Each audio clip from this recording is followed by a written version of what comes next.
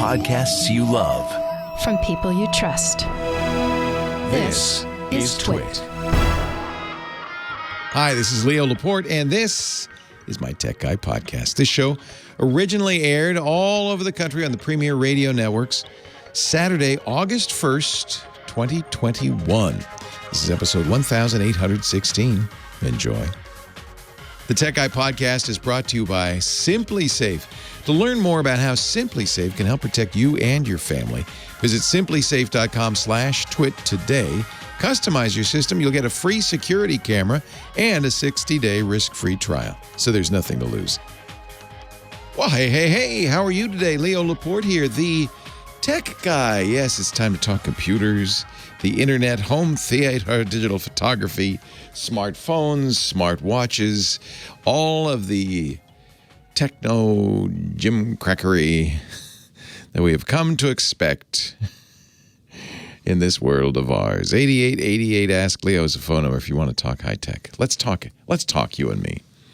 8888 Ask Leo. The number is toll free from the U.S. or Canada. Outside that area, Skype is available to you.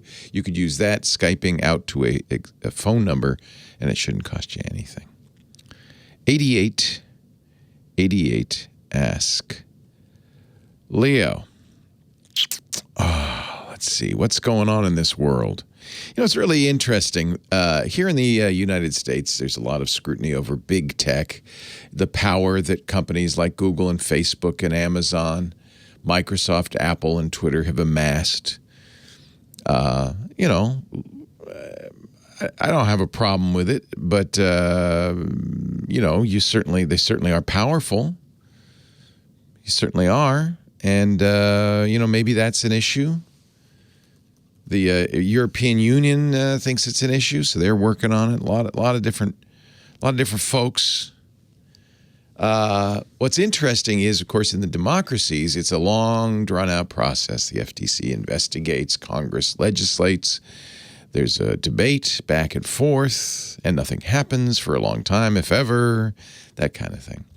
Meanwhile, in China, where the Chinese Communist Party rules with an iron fist, we don't have any of that debate, discussion, and they are cracking down on big tech. And in some ways, they're cracking down on big tech in the ways that some of our members of government would like to crack down here. It's kind of interesting.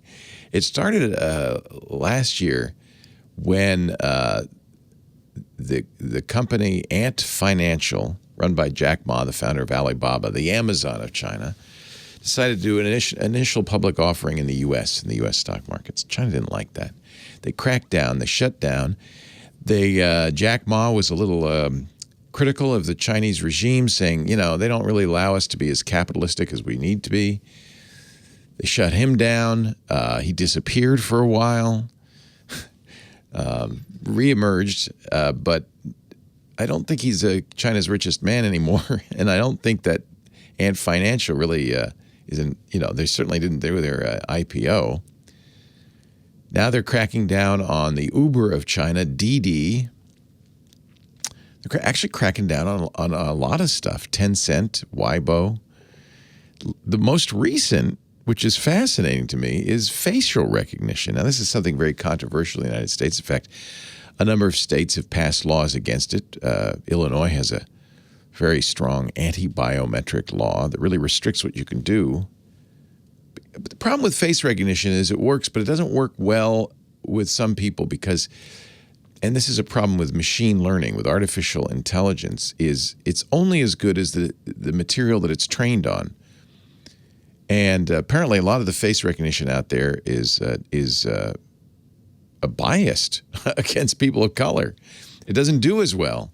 And so there are a number of cases where black people, for instance, are arrested, accused, sometimes jailed for crimes they didn't commit because the face recognition said, oh, that's him, but it wasn't.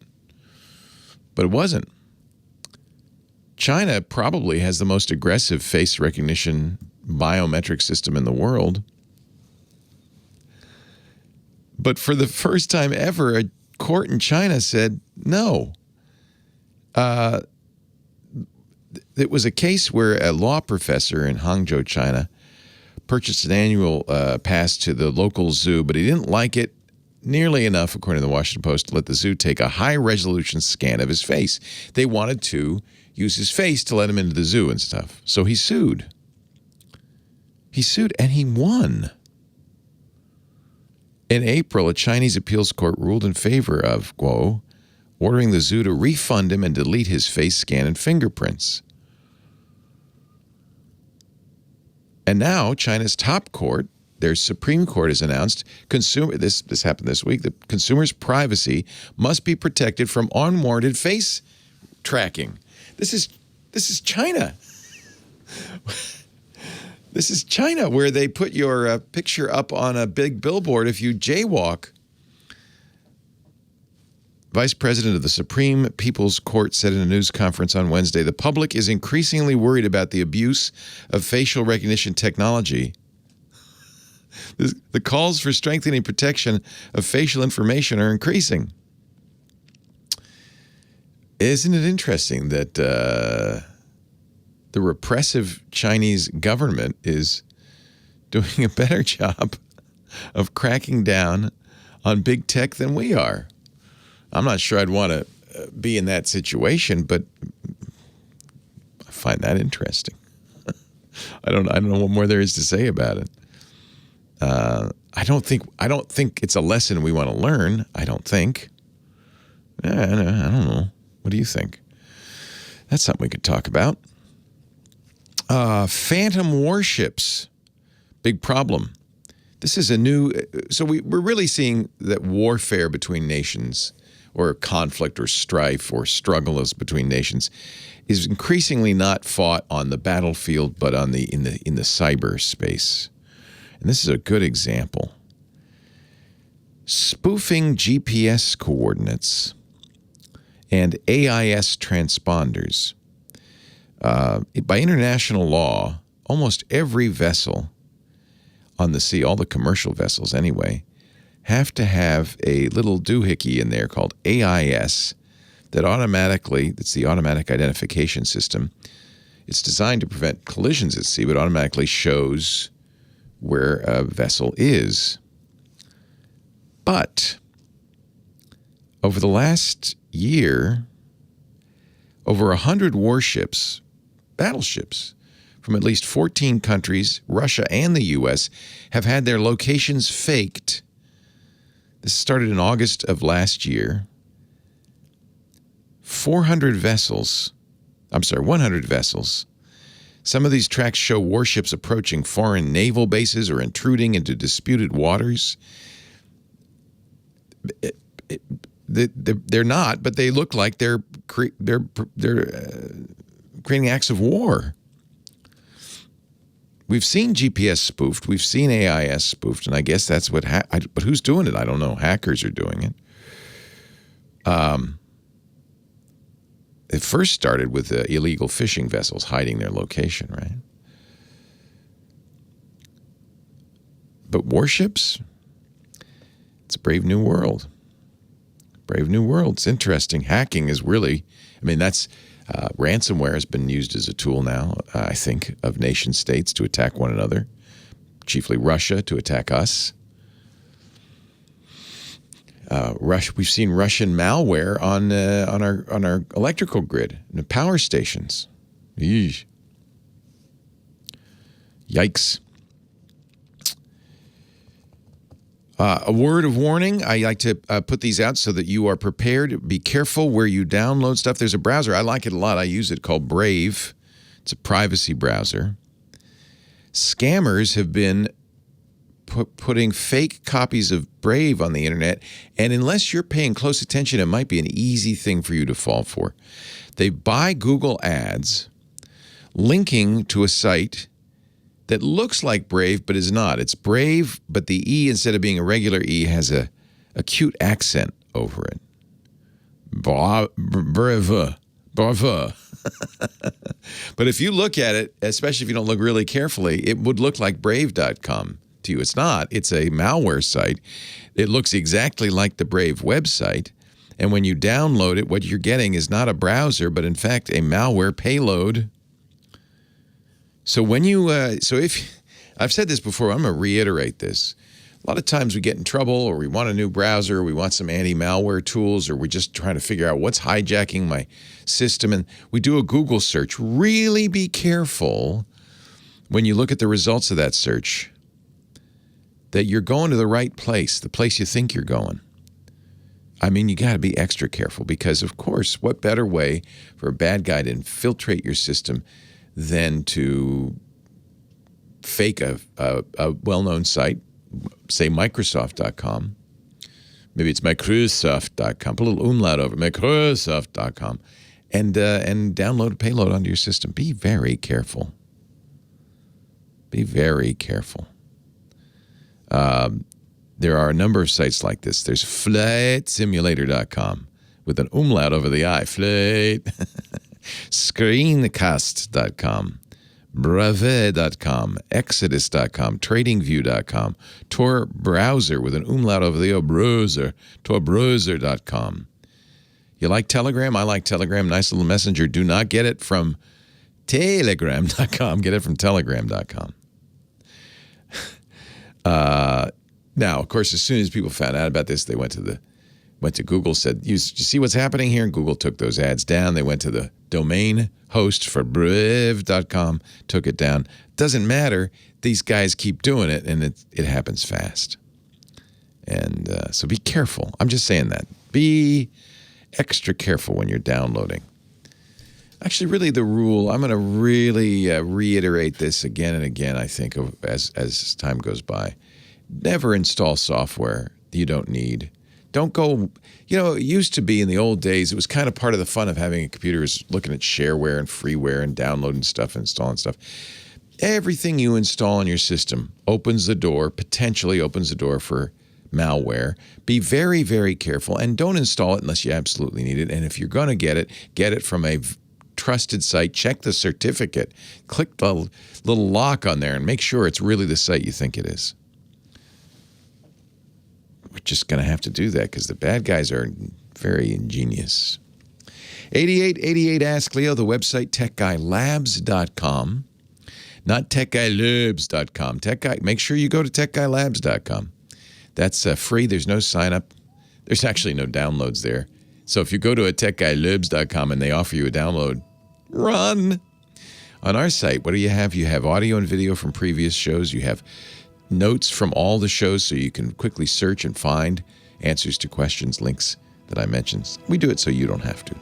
James DeRufo is writing it all down. Just look for today's episode, 1816. Kim Schaffer, our phone angel. Hello, Kim. Here's a quarter. Call someone who cares. Who cares? Because I don't, I think is the subtext of this one, right? Yeah. Exactly. Country music, I love it. I've been watching a wonderful show. It's an old show. I don't know why I never caught on to it. With Kevin Costner called Yosemite. Have you seen that? My parents are obsessed with that. I'm obsessed with it. It's only 3 seasons. I haven't started it, but I hear it's pretty gory. It's very violent. Yeah, very violent. It's kind of The Sopranos with horses. Mm-hmm. I watched the one that's on ABC called Big Sky. That I guess is. I guess that's the new. I guess the new thing, like Dynasty in Dallas. Now they've moved to Montana. But that's what that song reminded me of. And then there's merch because I just bought a shirt that I saw on the show. Merch. Yeah. I can't say it on the radio, but it says doing cowboy stuff all day. I think something like that. And I'll wear it someday. Not on the radio because it's not a good word. But I'll wear it. And then I saw, so I was searching because they were all wearing cowboy hats. Nice looking. Oh, yeah. And I thought, I should have, Just you've go seen down to Jay Palma's. I know, we live in there's some very country. good, yeah, we live in, but I was just looking online because I have a lot of hats. I have a nice 10-gallon hat.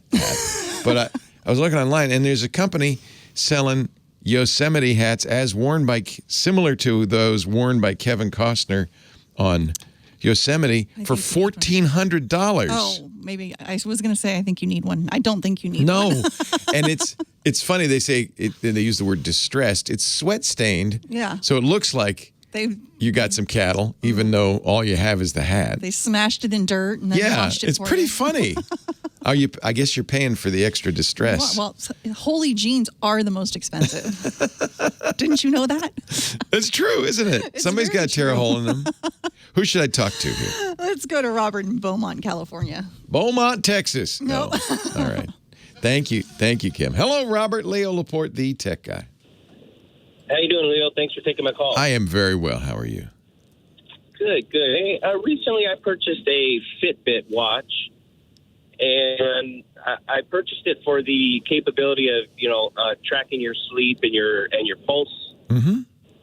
And I've been having some trouble with it reading correctly. I have tattoos all the way down to my wrist. Yes. Is it a problem? It is. Those read through? It is. It's a no. I haven't heard about it with the Fitbit, but I have heard about it with the Apple Watch, and I suspect it's a very similar issue. The way these. Now, it should be able to do the sleep detection mostly because that's motion, but it won't be able to look. Your heart rate will be inaccurate. On the back of the Fitbit, you'll notice there's this kind of weird-looking sensor. It's blasting. Usually, it's green, might be red light into your arm, and looking at what it gets back, and it uses that to measure blood flow and pulse rate. And if you're sleeved or you have a lot of hair on your arm, if you have something blocking it. It is not accurate. It won't work well. This is a known problem with the Apple Watch, and I guess that makes sense. It's the same problem with the Fitbit. Can you? I don't know where I would say wear it. Anywhere that it can see your skin. It's got to bounce it through the skin. It's weird. I guess it's the amount of ink. I don't know, but it's a known problem. Yeah. Do you think? I guess in the future the technology will improve to where they. Yeah. Well, actually, measuring it on your wrist is not the best way to do that. You could you could put it on your ankle, but there are also a lot of devices now that, for instance, I think we're going to see earbuds that'll do that. I think we already have seen some. Glasses, contact lenses. There's all sorts of devices. You might want to look, if this is really important to you, there's a device, it's a little more expensive than a Fitbit. It's more in the Apple Watch price range.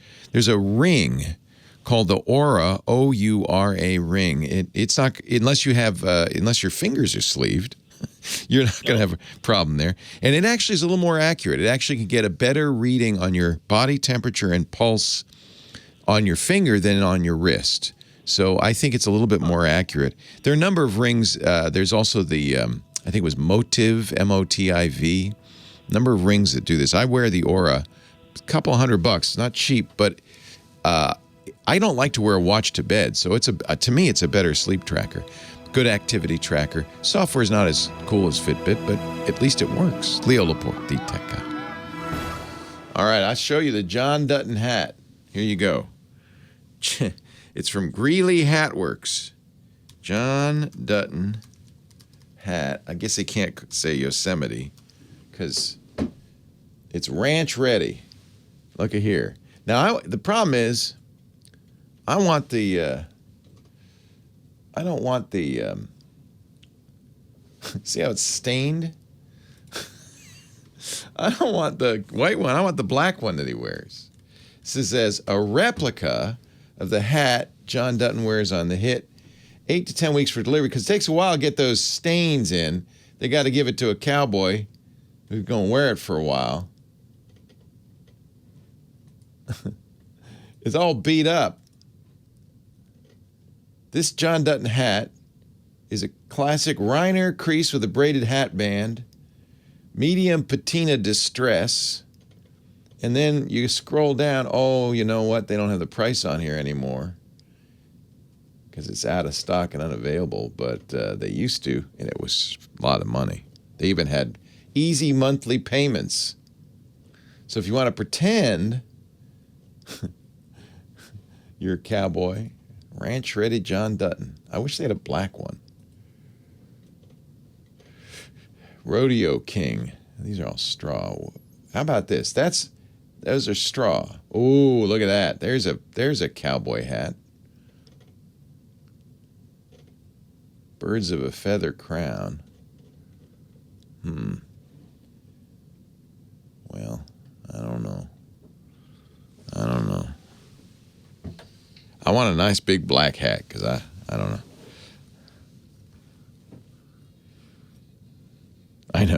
Cowboys probably wear baseball caps, I agree. This is nice. That's actually a nice hat.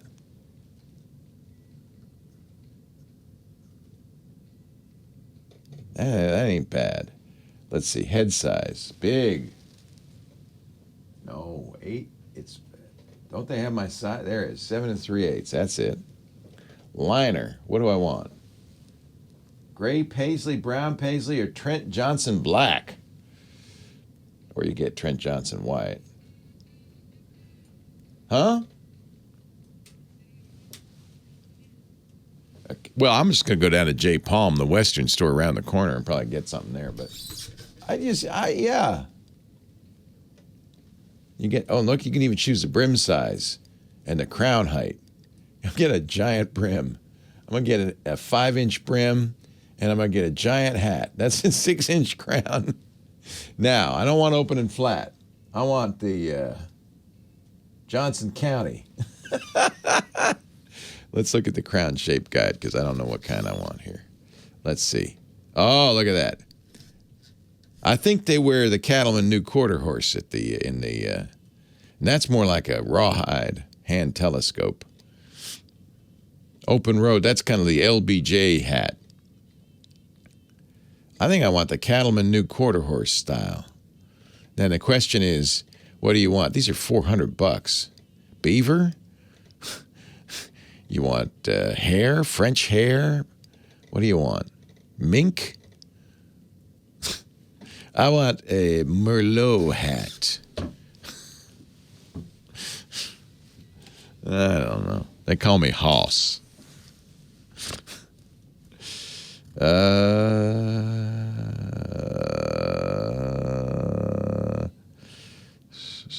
Mongo wear hat. Our show today brought to you by our good friends, I love them, at Simply Safe. I'm a Simply Safe user, Simply Safe fan. In fact, I've recommended Simply Safe to many family members. My kids, were renting, and I said, look, the best way to get security in your house without drilling holes in the wall, because the landlord isn't going to like that, is Simply Safe. Actually, I think that's kind of how Simply Safe started. The founders, Chad and Eleanor, designed their first security system in their kitchen because their friends had just been broken into, and they wanted a security system to be easy for them to set up, make them feel safe again. That was 15 years ago. And by the way, Chad and Eleanor were brilliant engineers and created an amazing system. The thing about Simply Safe I really like is you install it yourself. So there's no upsell. You go to simplysafe.com/twit, that's our special page, and pick the items you want. They have every kind of sensor. They have door opening, window opening, glass break, water leak. You put one by the a hot water heater. I absolutely would do that. They have sensors that sense motion in the hallways. They got cameras. You pick the sensors you want. They send them to you. In a couple of days, you'll get them. You peel and stick, so there's no drilling, no guy coming in, traipsing through your house. You put it all up yourself. It's very easy to do. In fact, the base station walks you through it. So the base station will talk to you and say, okay, I see the door break, and you install that. This base station is amazing. You cannot break it, cannot destroy it. And one of the things Simply Safe offers that I think is really important is it's not just a passive alarm system. You get 24/7 monitoring. Same quality monitoring you get from the big guys for a lot less, about a third what it costs to get it from the big guys, with no long-term contracts, month to month. Simply Safe has a passion to protect people that drives every engineering detail in its products, and I should say motivates every interaction with the customers. They're really great with the customers. It'll take you 2 minutes to customize a system. Just go to simplysafe.com/twit.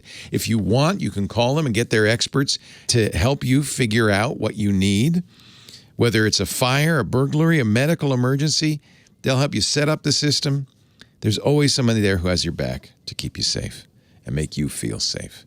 These are the guys I use. These are the guys I recommend. To learn more about how Simply Safe can help protect you and your family, simplysafe.com/twit. Customize your system. By the way, as a little sweetener, we're going to throw in a free security camera, and you get a 60-day risk-free trial. So there's absolutely nothing to lose. Simplysafe.com/twit. It's home security done right. if you were going to design this, if I were going to design this is how I would do it. But Chad and Eleanor figured it out, and they've got a company that's done. I think it's the #1 security company in the country. It's just great. Simplysafe.com/twit. We thank him so much for supporting the Tech Guy podcast. Leo Laporte, the Tech Guy. 8888 Ask Leo, the phone number. Normally at this time we would be joined by our car guy, Sam Abul-Samad, but he is off on assignment, as sometimes happens. What a great gig to be the car guy. Not for this show, but he's an analyst for a big car group, Navigant, and he does a podcast. He's worked for all the big companies. Somehow you get on that pipeline, and then you get to drive a different car every week. And sometimes you get invited to places to try cars and stuff. It's cool. It's really cool. Sam will be back next week. Carl's on the line from Tustin, California. Hi, Carl. Leo Laporte, the tech guy. Hello. Hello. Yeah, I've got a computer with Windows 10 on it, and Microsoft just did an update on it, and it killed my sound. Oh, no. Yeah. Oh, no. So which update did you do? Well, it was the last one that just came out last week. So that would be 21H1. Well, they gave me two ones. One was a regular update, and one was a security update. Okay, and which one killed it? I have no idea, because they did them both at the same time. So apparently there are some issues with sound problems. Actually, anytime you have an update, one of these big updates, they do these updates twice a year. You can have problems with some things. There are problems. It's funny. There's like an index. In fact, there's a website, howtofixwindows.com. There's an index of problems caused by Windows updates. So I'm thinking you got cumulative update KB4579er311 because it deleted critical files. But a number of people say it also ruined the sound. So, obviously, you've checked the speakers and the cables and made sure that everything's okay. Right, everything's fine. And I tried to do their checks on the 10, and it said error driver may be corrupted. I tried to install a new driver. It says you have the right driver already. Well, one thing you can do, and I would try this, in the device manager, you can delete a driver, and I mean delete it, not just uninstall it. I've done that. I've uninstalled it. And fully reinstalled. Okay. Yes. Okay. So there is a service. There are a number of services that might have caused this problem. Did you try the Windows Audio Troubleshooter? I went on the internet and looked up every. So there is if you go to your settings, hit Windows key, and update and security. Let's see, or rather troubleshoot. Go to troubleshoot. Yeah, there's too. Under playing audio. There's a troubleshooter. So you did all of that. I went through all those. Yeah. There are a number of services. I'll tell you what. I'm gonna put this link because this is about 20 different things to try.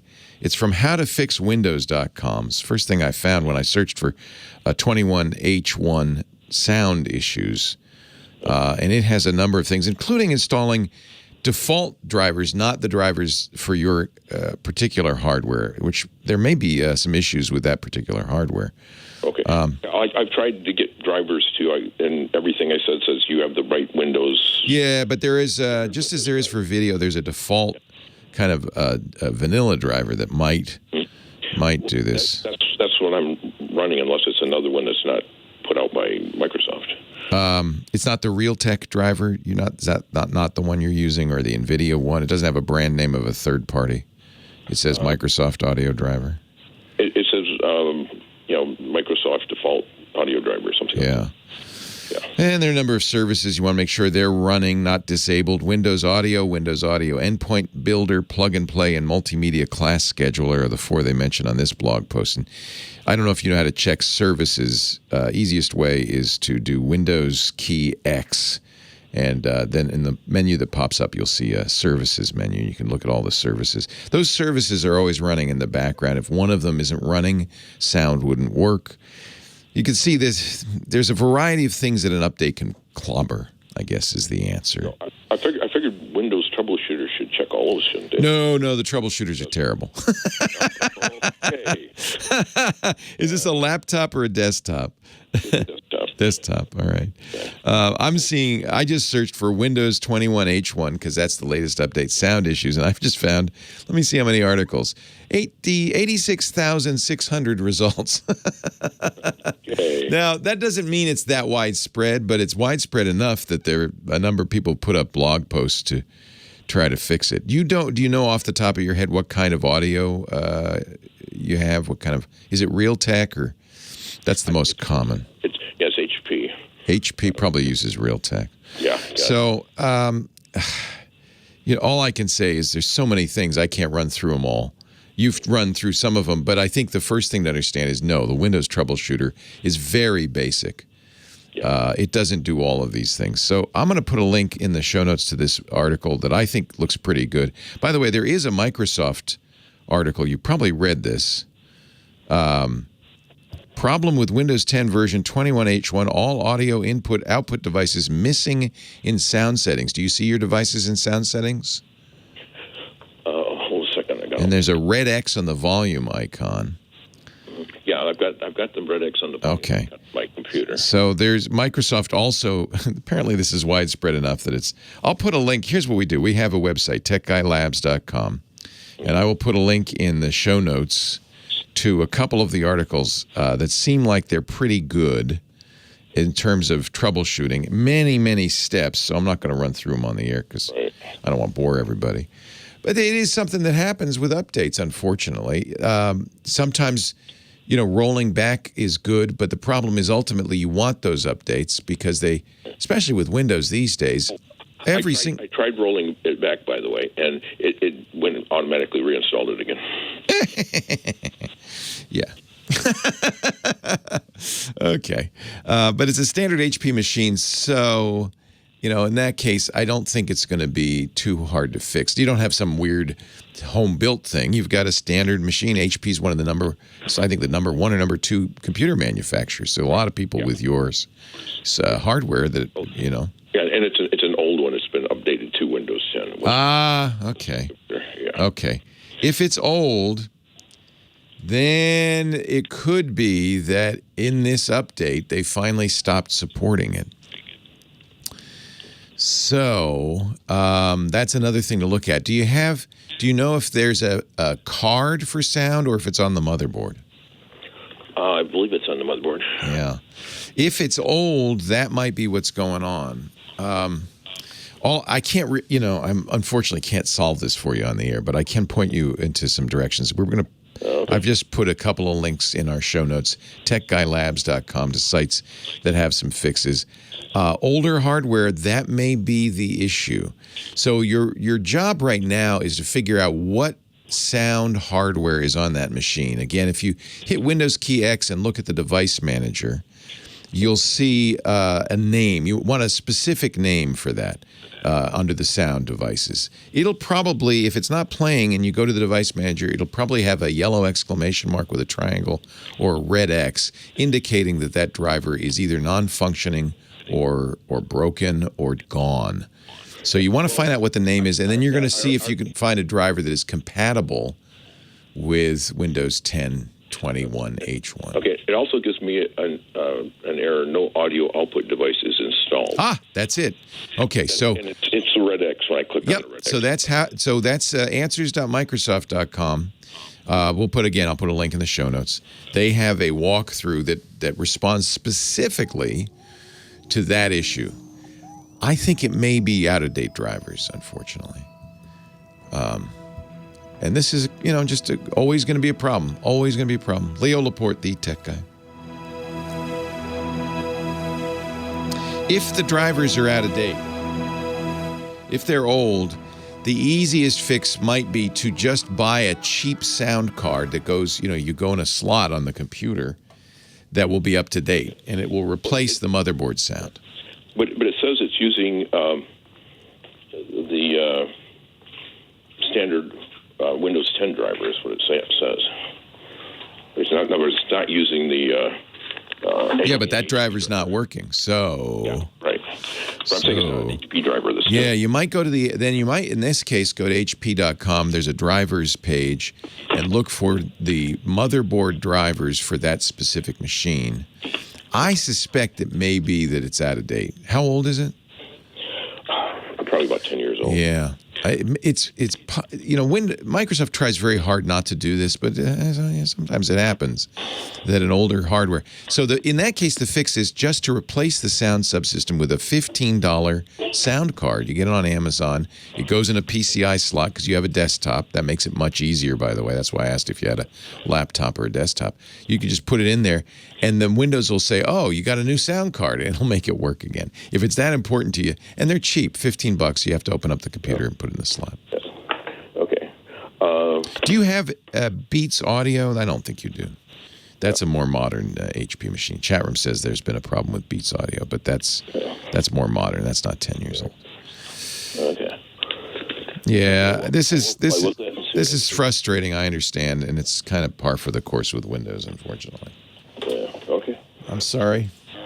I'll put some answers there, but check that one I mentioned. It's on Microsoft.com's support site because that specifically talks about Windows 10 21H1 and missing, red X on the sound and missing controls. That sounds like what's going on. Okay. Hey, I'm sorry. Good luck. Okay. Take care. Not exactly. That was very optimistic. The first song played on MTV Music Television, celebrating its anniversary today. MTV launched in 1981, August 1st, 1981, and this was the first song they played. And of course, MTV no longer plays music videos. They do reality shows. So maybe that was, and radio? Yeah, we're still going strong. So maybe that was a little premature. 8888, ask Leo. God, it's hard to believe. MTV launched in 1981. That was before you were born, Professor Laura. Way before, she says. Okay, you don't have to rub it in. I vividly remember it. What an exciting time that was. It really changed the music industry. Not necessarily for the better. Every band, if you wanted to get a hit, you had to make a video. That was one thing that changed. Robert on the line from Kennebunk, Maine. Hello, Robert. Hello. How are you? Welcome. Good. My problem is I own a 2015 Ford Fusion, and I just updated the software, and I'm trying to upload my contacts on my phone to my car. And again, error message stating phone book empty, but I know it's not because I can see them on my phone. So you're trying to pair, what kind of phone do you have? Android. You have an Android device and you're trying to pair it with your Ford Sync.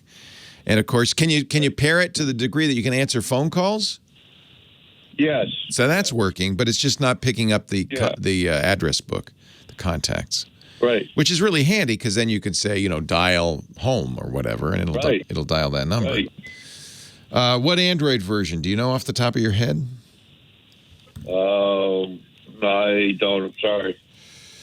Yeah, I think,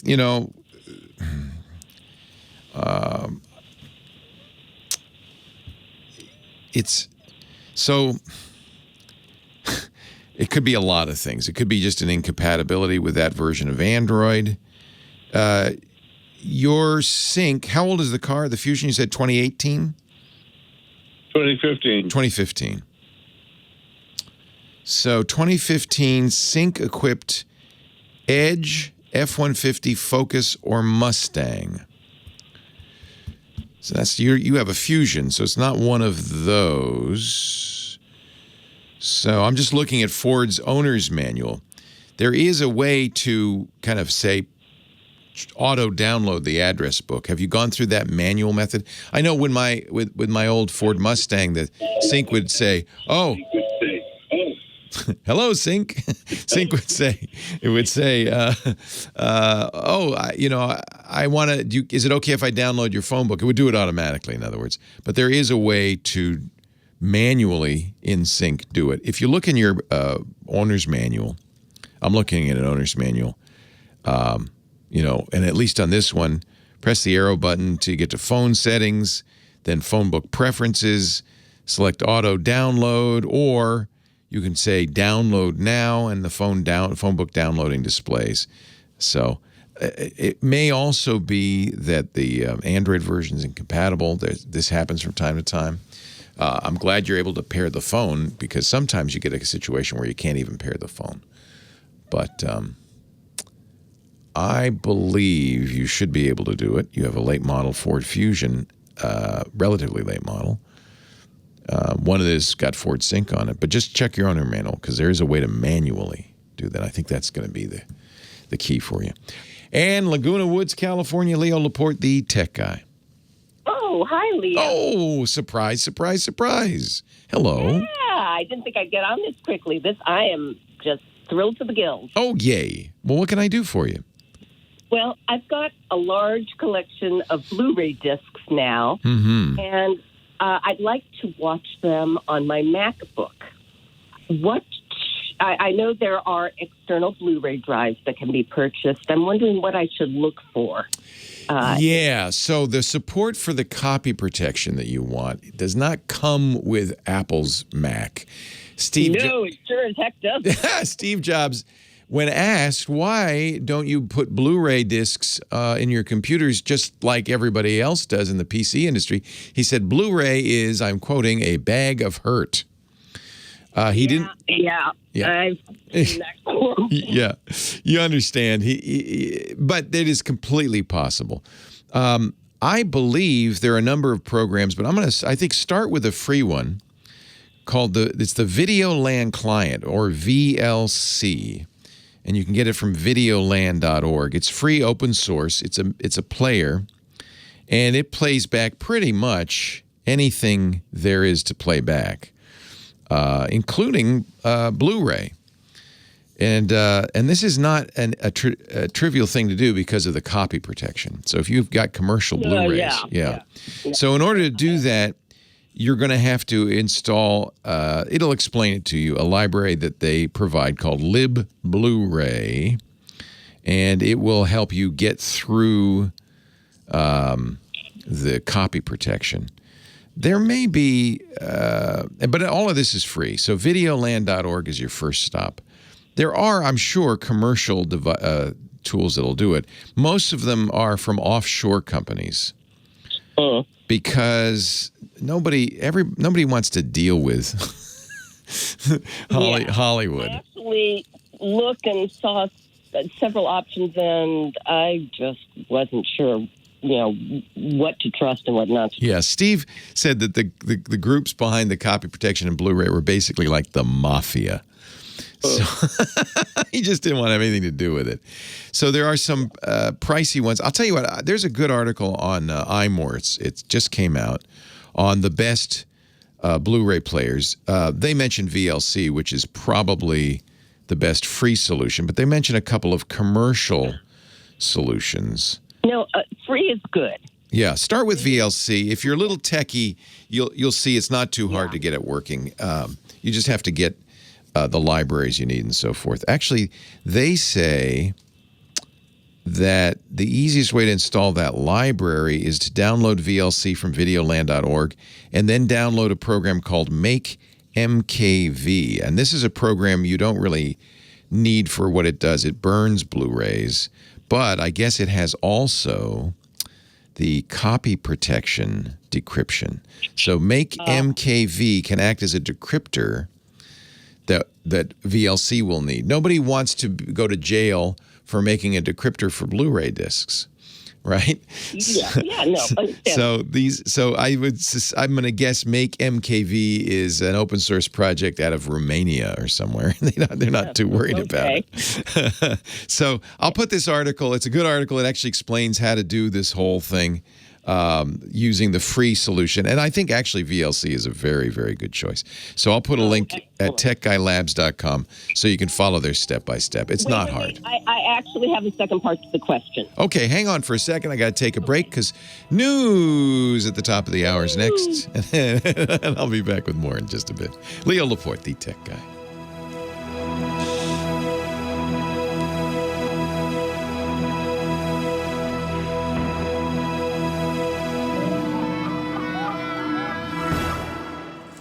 Yeah, I more liked the VLC Make MKV combination. I think what Make MKV does is enables that library that I was talking about that makes it possible. So what's part 2, Ann? Well, the main reason I want to get an external Blu-ray drive, or I should say the driving reason, is that I have a friend who's going to be in medical isolation for 2 weeks. Oh, I'm sorry. Well, he's getting stem cell treatment. He's been doing really well. His immune system is very vulnerable, so they want to keep him away from germs. He'll be staying. He's through City of Hope, which has been wonderful.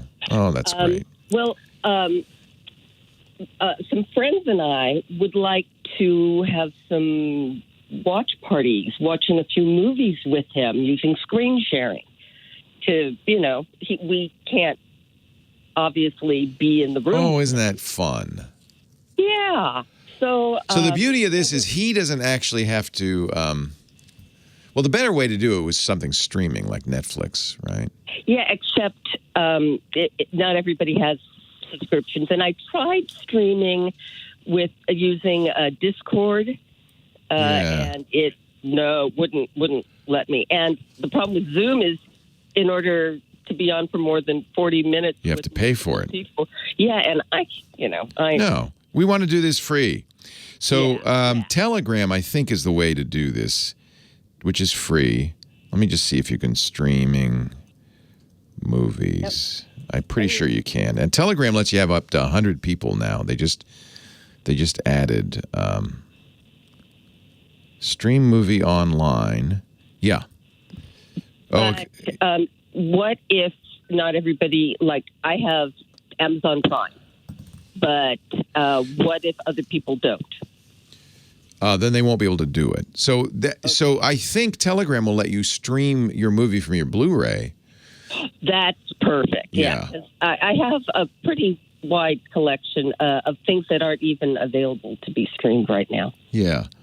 So that's the way to do it, is you stream it and they'll watch it. The quality won't be as good from their point of view, because they're watching a streaming from you as opposed to streaming from Netflix or Amazon Prime, which is going to have more bandwidth. But if you don't mind that, that's easiest. Then you'll all be watching the same movie. And Google Hangouts will do that. Telegram I like a lot. The nice thing about Hangouts is people don't have to download any I guess Hangouts they might, but Google Meet will do it. They don't have to download any software. They can do it in their browser. There are ways to do this. Lots of ways to do this. Plex is some software that will do it, but then you have to install Plex and so forth, and that might cost money. I think the best way to do it is probably with Telegram or Meet, that you play it back, and then you're all just like you were thinking with Zoom, except it's free and it's unlimited. And does Telegram have a chat function? Yeah, Telegram is a chat client. I want to be talking during the movie. Yes, exactly. Telegram is free. It's really good. They have a lot of capabilities. They get better all the time. If I could convince my family and friends and everybody to just use that for messaging, I'd be very happy, but I can't. But at least take a look at that or Meet. And it's going to take some experimentation. Well, I have time. He's not going in until in about a month. So okay. There's another way to do it, which is Movies Anywhere, which is kind of cool. All users must have the same movie in their collection, though. That's not good. Get that. Or accept a screen pass. So you can send a screen pass, but I think that's going to cost money.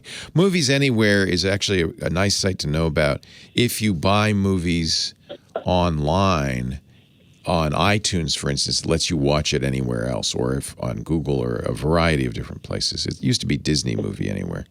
But it looks like you're going to have to pay for it to do that, so forget it. Forget I mentioned it. Yeah, with this pandemic, I'm recovering from pneumonia, and so not working. And, oh, man. Yeah, well, I have some money coming in from other sources, but Good. let's say I'm living lean. Yeah, as we all should, regardless. Yeah. Why spend it anyway? So, yeah. Exactly.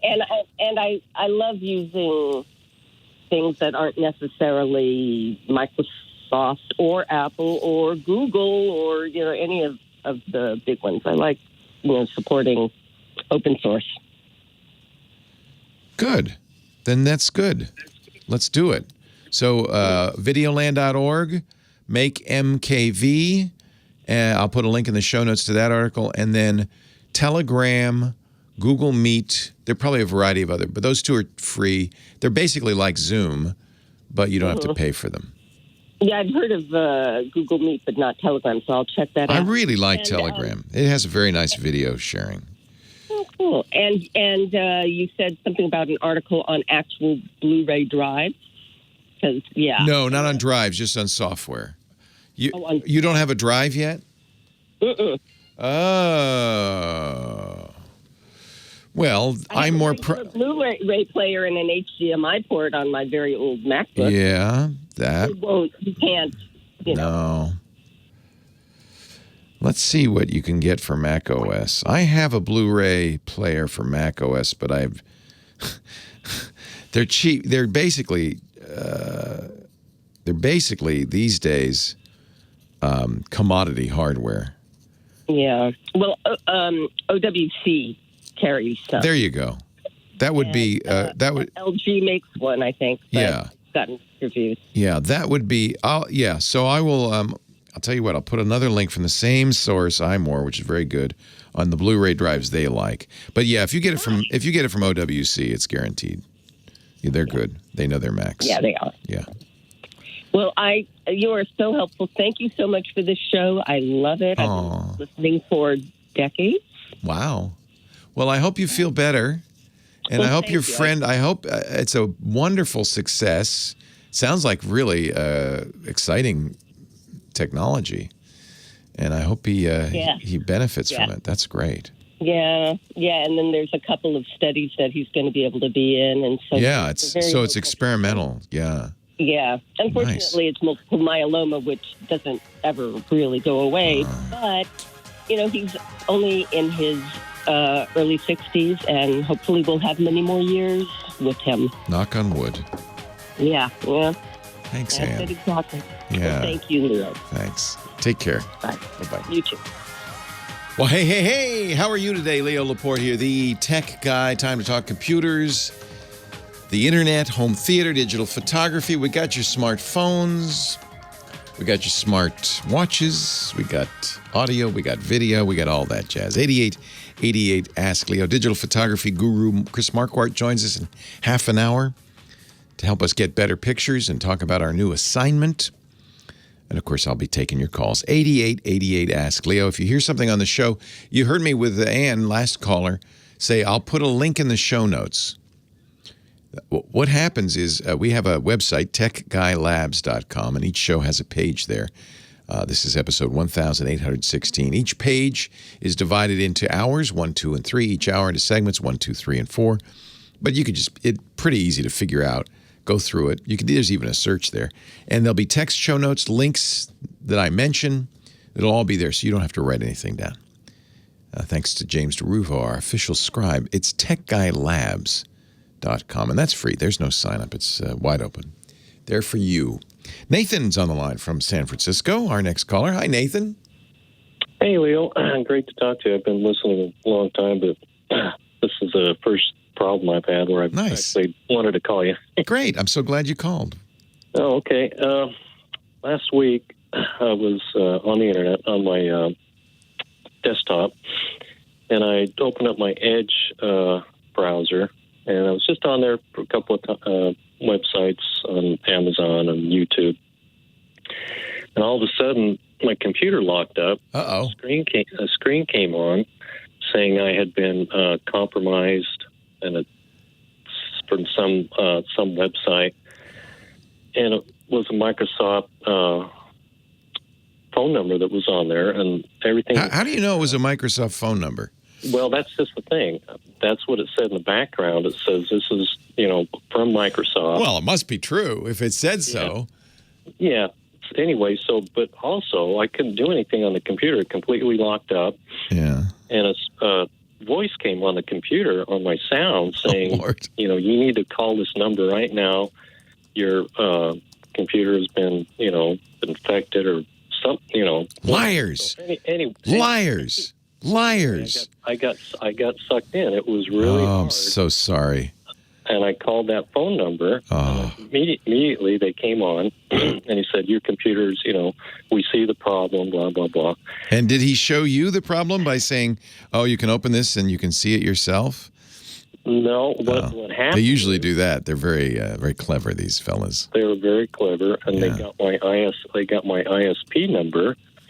And he was able to get into my computer and start looking at what was going on. Now you do have a virus on your computer. Did he ask you for money? Yeah. Well, that was the second part. Yeah. So then he said, well, do you have any credit card accounts? And I said, yeah, I've got, this couple of credit card accounts. And he says, well, I think you've been, they've been using your credit card and stuff like that. So he wanted me to call my American Express card, and then they called, and he says they will call you. So he called me. They called me, but it was almost the same person on the phone. So I asked the guy, says, is this American Express? And he says, yes. Of course he did. He gave me his number, his employee ID number, and he says, hey, if you want to call me back, go ahead and call me back. And so I called the American Express, the other phone number that was on the credit card. Good. Oh, good. And I said, hey, this guy was smart. Just called me. Yeah, this guy just called me from the American Express fraud department and said my American Express card had been compromised and there's some different charges on there. And they said, well, who called you? And I gave them the name. They says, we don't have anybody that would have called you from that name or anything. Now you're starting to get suspicious. Now, that was the late part. The good news is, the really good news is, at least you had the good sense to call the American Express number on the back of your card, not the number that guy gave you. Because right up to this point, everything you've been told has been told to you by a scammer. Yeah, how would they get on my computer that way? Well, that's easy. So that's easy. So websites can easily do that, and they can play sound, and they can put up a pop-up, and there are even known techniques that can lock up your computer so that you can't do anything. It's only temporary. If you were to reboot your computer, it would have been gone. It came from the website. It is not malware necessarily. It is just a malicious website. And by the way, you can go to a real website and still have this, a legit site, still have this happen if they have been hacked. So the most effective thing for a scammer like this to do is to go to well-known websites and look for security flaws on those sites, hack them if they can, because then when somebody goes there and it's a well-known site, I'm not going to... like YouTube. You go there and you're going to not realize that site is the one doing all of this malicious stuff, and it's because they've been hacked. Now, the good news is YouTube is run by a company that is extremely good at protecting their security, but there are lots of other sites that aren't. And so the site you went to may not have been a malicious site on the face of it, but they may have been hacked themselves. It is scary. And by the way, there's a reason why it's scary. Hackers know if they can scare you, or they need to communicate a sense of urgency in some way, because when you're scared or it's urgent or it's survival, you won't think. And so they want you to act without thinking, right? And they did. It worked. They terrified you. They're terrorists. So I downloaded because I was worried because I gave him my ISP number and he was able to get in the computer. So I downloaded ExpressVPN, and I've got that on there now. I'm just that's not enough to protect you at this point, because the good news is as soon as you called American Express, you hung up on the guy, right? Oh, yeah. You're done. He's done. Unfortunately, he got in your computer.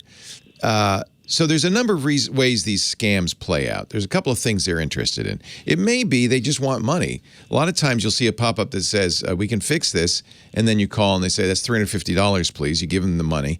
Now they have two things they wanted. They have money and they have your credit card number, by the way, because that's what you paid with. So that's one way these scams work. Those are the least damaging. You're just out $350. The most damaging would be, I want remote access to your computer. They get remote access, and you don't know what they're doing. It's as if they're sitting at your keyboard, and they could put anything on your system. And that's the most damaging because it's an ongoing attack. The money, they got the money. You can, go to the credit card company and fix that pretty easily. But if they get into your computer, you don't know what they've done. So at this point, your computer's in an unknown state. And putting any security software on there isn't going to fix it. Not a VPN for sure. You might, if you brought it into a shop, they'd put malware bytes on it or some sort of virus removal tool. And then if it says you're okay after removing those, they'll say, oh, you're good, and you can continue on. And I don't recommend that because no tool is 100% effective. So that gives you this false sense of security. Oh, yeah, it's all cleaned up now.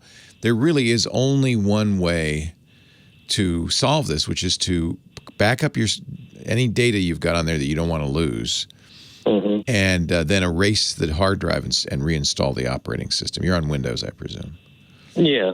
And I wanted to do the new Windows 11, but I need to put in a different graphics card. Yeah, I think right now Windows 10 and just do a nuclear option, wipe it from space. So there's nothing on there. Install a clean version of Windows 10, reinstall any apps, restore your data. Your data is probably all right. It's possible to back up malware when you back up your data, but you'd have to activate it by running it. So you're probably all right.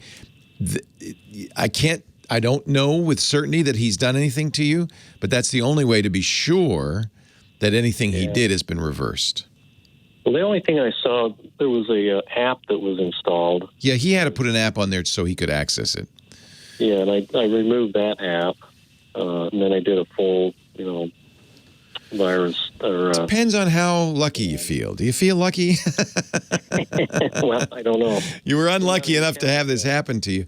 Now that you're telling me, I'll probably go to nuclear. I think, if you're going to use this for banking or anything, once somebody can put something on your computer, I'll give you an example. There's a couple of things they would put on there. One is a remote access Trojan that allows them to continue to access your computer without your knowledge.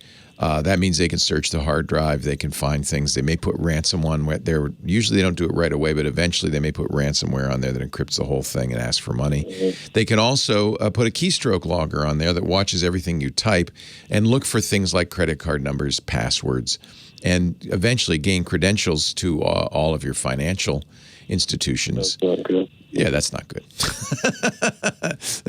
That's the worst case scenario. And I don't know how bad it is. It could be any number of things. But, sometimes all they want to do is commandeer your computer to send spam, just send out spam. Yeah. So I can't promise you that he's super malicious, but yeah, you got conned. Yeah, oh, definitely. I'm sorry. I'm really sorry. I'm really glad that you had the sense at one point to say, I should call American Express from a number I know. Never call the number that's on the screen or the number they give you. They're going to say it's Microsoft, but if you go and find the real Microsoft number and call them, that's okay. But calling the number that they give you, he gave you his American Express employee number. That cracks me up. Yeah, and he gave me his Microsoft employee. Yeah, of course. Oh, both. He works for both. That's nice. Yeah, that's good. Yeah, he works for both. I'm sorry that happened to you. Oh, no problem. I'm glad you had the good sense. I learned my lesson. Yeah. And you know what? Thank you for calling, because a lot of people listening now will be a little extra careful when that happens to them. Yeah, they should be, definitely. Yeah. I'm sorry. Hey, thanks, Nathan. I was. I appreciate it. I'm glad you listened, and I'm glad you called. And I'm sorry this was the occasion of your call. Well, thanks for your help. All right, my pleasure. Yeah, start over is the only for sure way. People will say, oh, no, you just run malware bytes and remove it, and you're probably all right. Probably is the problem. You're probably all right. Okay, good. I got an achy-breaky computer. Leo Laporte, the tech guy. If you've got one of them, 8888 Ask Leo is my phone number. I'm your tech guy today. Let's go to Gig Harbor. Chris is on the line. Hi, Chris. I've been listening to you for a long time. First time I've called. I was Welcome. A little bit of trivia. You were talking about meters yesterday and millimeters and Yeah. Do you know what the meter is based on? No. Is there a piece of metal somewhere that's exactly a meter? No, it's 1/10 millionth of the distance between the equator and the North Pole. Oh, wow. And they can measure that pretty accurately, huh? Well, back when it came up, I think it was more an estimate. Yeah. I did not know that. That's very interesting. You know, the metric system is so rational. It's a shame that we just never were able to wrap our heads around it, were we? I'm used to it, but are you an engineer? Do you work in the sciences? No, I'm a retired Army officer, and now I have a fishing business. But how did you get used to metric? The military maps are all based in meter now. Ah, interesting. So each grid square is 1 square kilometer, and then it breaks down from there. It's interesting. So you had to use it in the military, and you just never stopped. Yeah. Nice. I mean, I use miles too. You know, not just. Yeah. We're bilingual. Yeah. We tried to go metric, didn't we? Many, I think in the 70s, and it just didn't happen. So I guess it's us in England. Maybe Malta. I don't know. What can I do for you today? Well, I have a commercial or a sport fishing business. Nice. And I have very high-end clientele.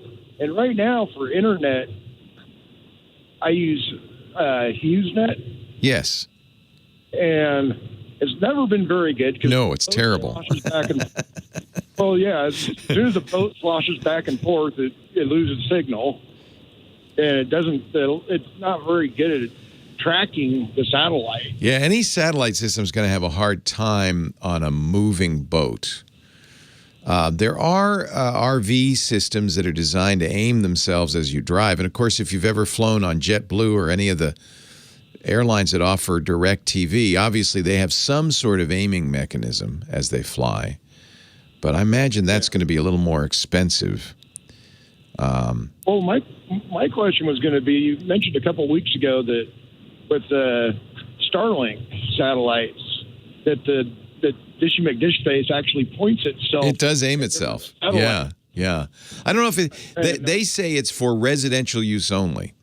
They want your address, and I think that's because they want to avoid people using it on RVs or boats because it's a little tricky. You really got to have a clear line of sight. In fact, one of the things Dishy McDishface, and people might think you were being silly when you said that, but that's actually what Starlink, it's Elon Musk's company. That's what they actually call it. Dishy McDishface will actually show you a map of obstructions. So it has to have it can't have trees in the way or anything else, a mast from a boat. You'd have to have it at the highest point on the boat. I guess once you're out in the ocean, it's all right. It would work. It might work fine if you were stable, but you're going to have to trick them because they don't want you to do it on anywhere but the land. Oh, I didn't realize that. Yeah, I think you're gonna have the same problem with. There are better things than HughesNet. Lately, I've been told that Wild Blue, their Exceed satellite system, is a better satellite system. But you're gonna have exactly the same problems on a boat with them because the thing is moving around. So that's going to be tricky. So you're high-end guys. They're out there. They're fishing. What do you fish for? We go anywhere people want to go. Are you in Puget Sound or where? Yeah, I'm in Gig Harbor in Puget Sound. Yeah. But do you go out to sea too? Oh yeah. We go as far as Alaska. Neat. As far south as... So these guys, these big shots, they're out there fishing, but they may want to make sure that they can get online and get the stock prices or whatever. If I go north of if I go north of the 50th parallel, 50 to 55th parallel, I lose Yeah. the line of sight to the satellite. And Yeah, it's not going to, you're going to have the same exact problems. Yeah, Starlink's not going to solve that. 3G is going to get, not 3G, but cellular is going to get better and better, but I imagine you're far enough off the coast that isn't even going to solve the problem. I try to park overnight or run at night. Yeah, at night you could do that as long as you're inland. Leo Laporte, the tech guy. Let's talk photos right after this. Well, that sounds like a great business. That's fabulous. And so, tell me about your boat. What do you have? 128-footer. Holy cow. Professional trawler. Holy cow. And it's got where the storage was on the bottom for the refrigerated saltwater storage tanks for the commercial fishing. It's all converted into staterooms. Oh, how nice. How many can you sleep? That's a big boat. 36. Oh, my God. So you can take big... COVID, we're still at 50% capacity. Right. Even if we have, like, a husband and wife or something on board, we have to assign them separate rooms. Oh, that's ridiculous. Oh, my God. So everybody gets their own room. Yeah. What's the name of the company? People are going up your way. You want to plug it? Hey, actually. Huh? No, I'm booked out for the next 3 to 4 years. What? Wow, that's great. That's fantastic. You must be well known in the region. Well, it's the clientele that I have. Yeah. I board of directors at Microsoft once. Wow. I had SpaceX on there, and we spoil the heck out of them. Yeah, it sounds really great. But with this COVID thing, it kind of made our business boom because people didn't have anywhere to go. Sure. We could go out still at 50% capacity. You feel safe if you're out there. That's right. I didn't run, but you had to come in with 2 COVID tests. Good. The second one had to be, my insurance company said one should be 11 days and one should be 3 days. 3 days out, yeah. So, and so people came on and, I mean, you're running this is a yacht. This is not a trawler. You got a yacht there, baby. That sounds so cool. How'd you get into that business? I just really like fishing. Yeah. And I thought I found this trawler for an unreasonably low amount of money that somebody was just basically dumping because their business had gone under, and I bought it and converted it. I did some of the work myself. I paid for most of the conversion to be done. Yeah, sounds nice. Wow. We get the big wigs though. We get the big wigs. Sure, and yeah, you need internet. You're gonna have to. I can see why you'd want to solve this. Yeah. How big is the crew? We have one professional chef and 6 deckhands and a skipper. Wow. And I don't always go along, but when I go along, there'll be 2 skippers. Nice. And we all just stay in the wheelhouse. Wow. That sounds so cool. I'm very jealous. What a great time you must have. That's great. It's a good retirement. Yeah, it sounds like fun. Doesn't sound like retirement exactly, but sounds like a full-time gig. I get paid to go fishing. I guess you're right. Yeah. Chris, it's a pleasure talking to you. All right, Leo. Appreciate it. I'm sorry I couldn't give you a better answer. Yeah. Have a great day. All right, you too. Thank you. Wow. 128-foot. That sounds lovely. Doesn't that sound great? How big is that boat that you go up to? Ships is cool. How big is the boat you go up to Svalbard in?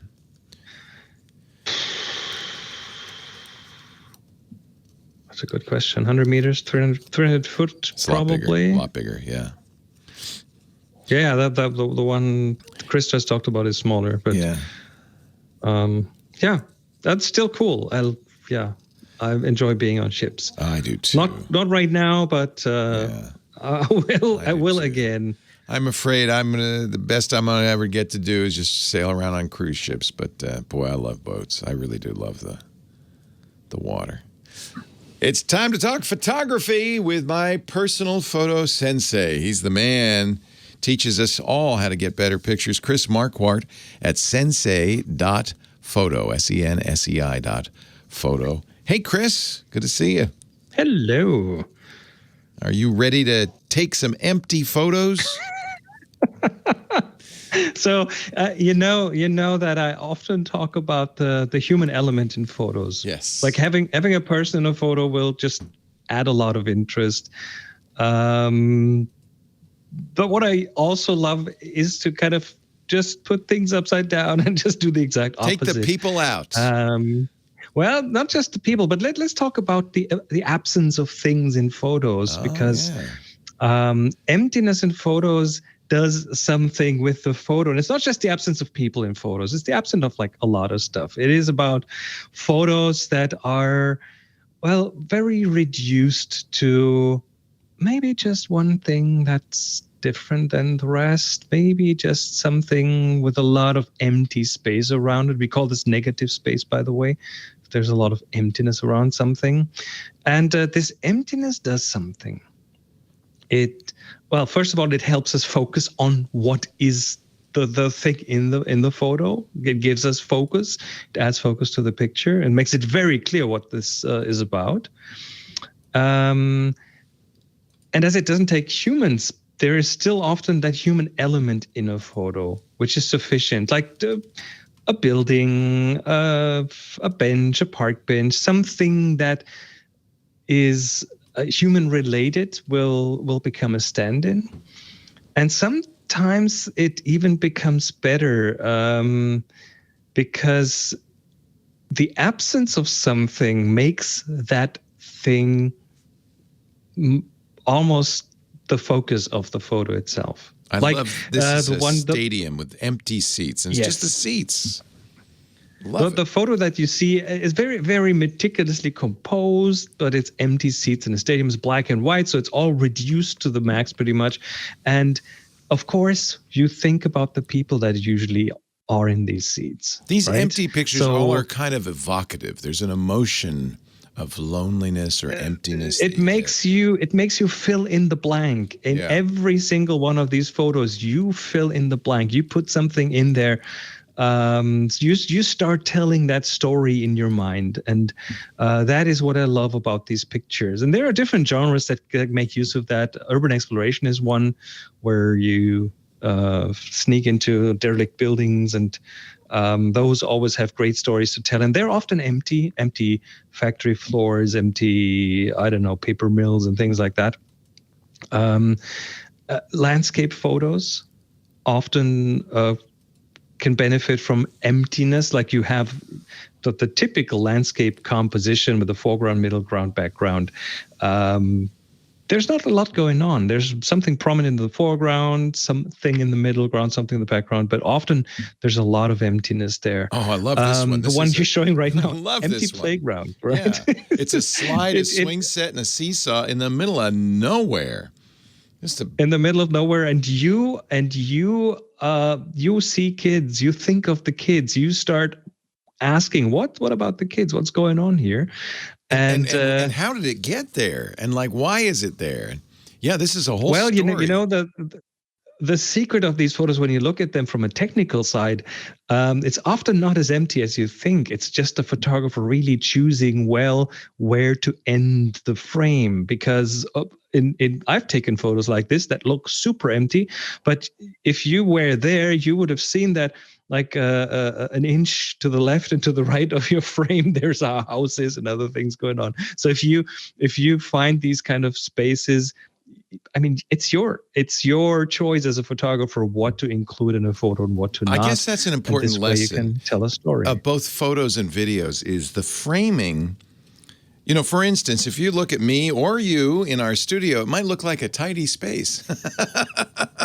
There is a reason that camera is looking this way and not the other way. Yeah.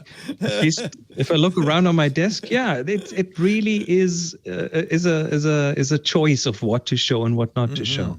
Mm-hmm. Absolutely. Often these empty photos also are very tidy, very organized. They give you a feeling of being organized, and that kind of links into our ongoing assignment right now with a tidy topic.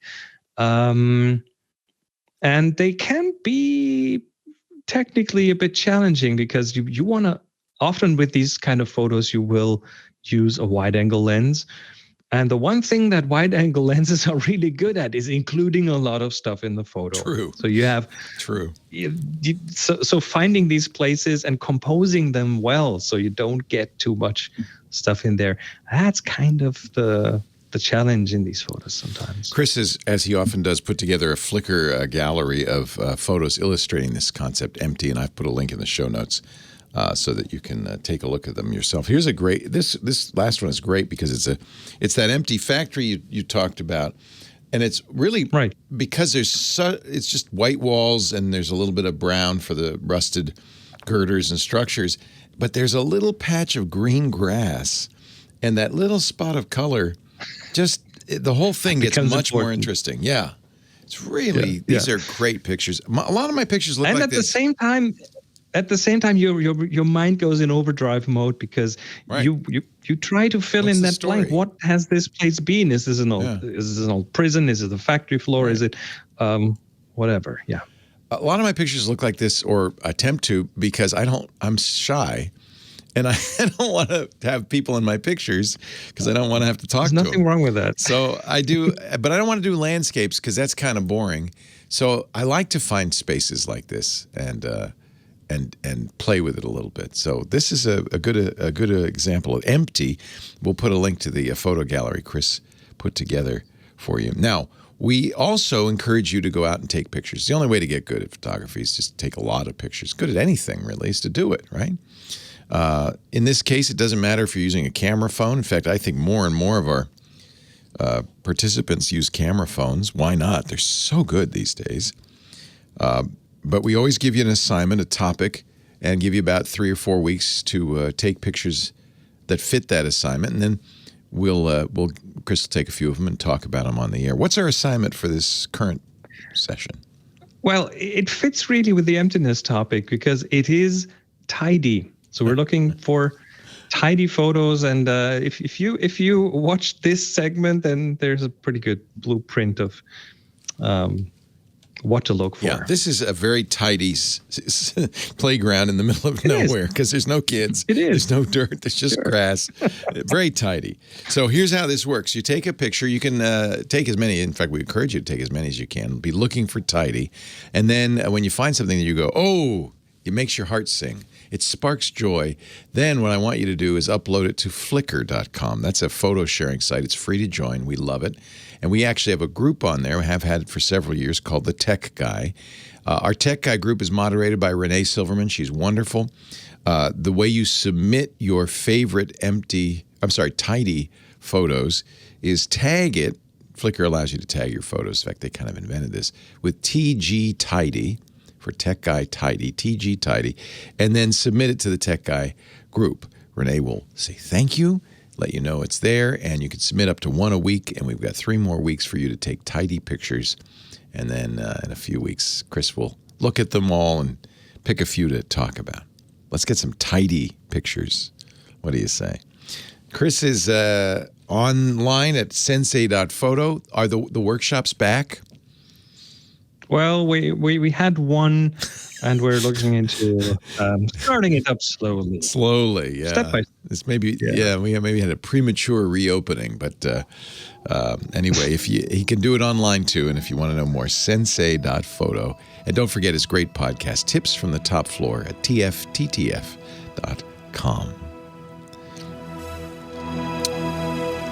Thank you, sir. Thank you. Very nice pictures. Very, very nice pictures. Love them. This is my favorite, though. This is just so great. It just makes me laugh. Well, it has a bit of a unsettling, almost like a horror movie kind of feeling, doesn't it? Yeah, on the other side, there's a complex or something, but still. Oh, probably. Yeah, but I love old factory floor stuff. I just love it.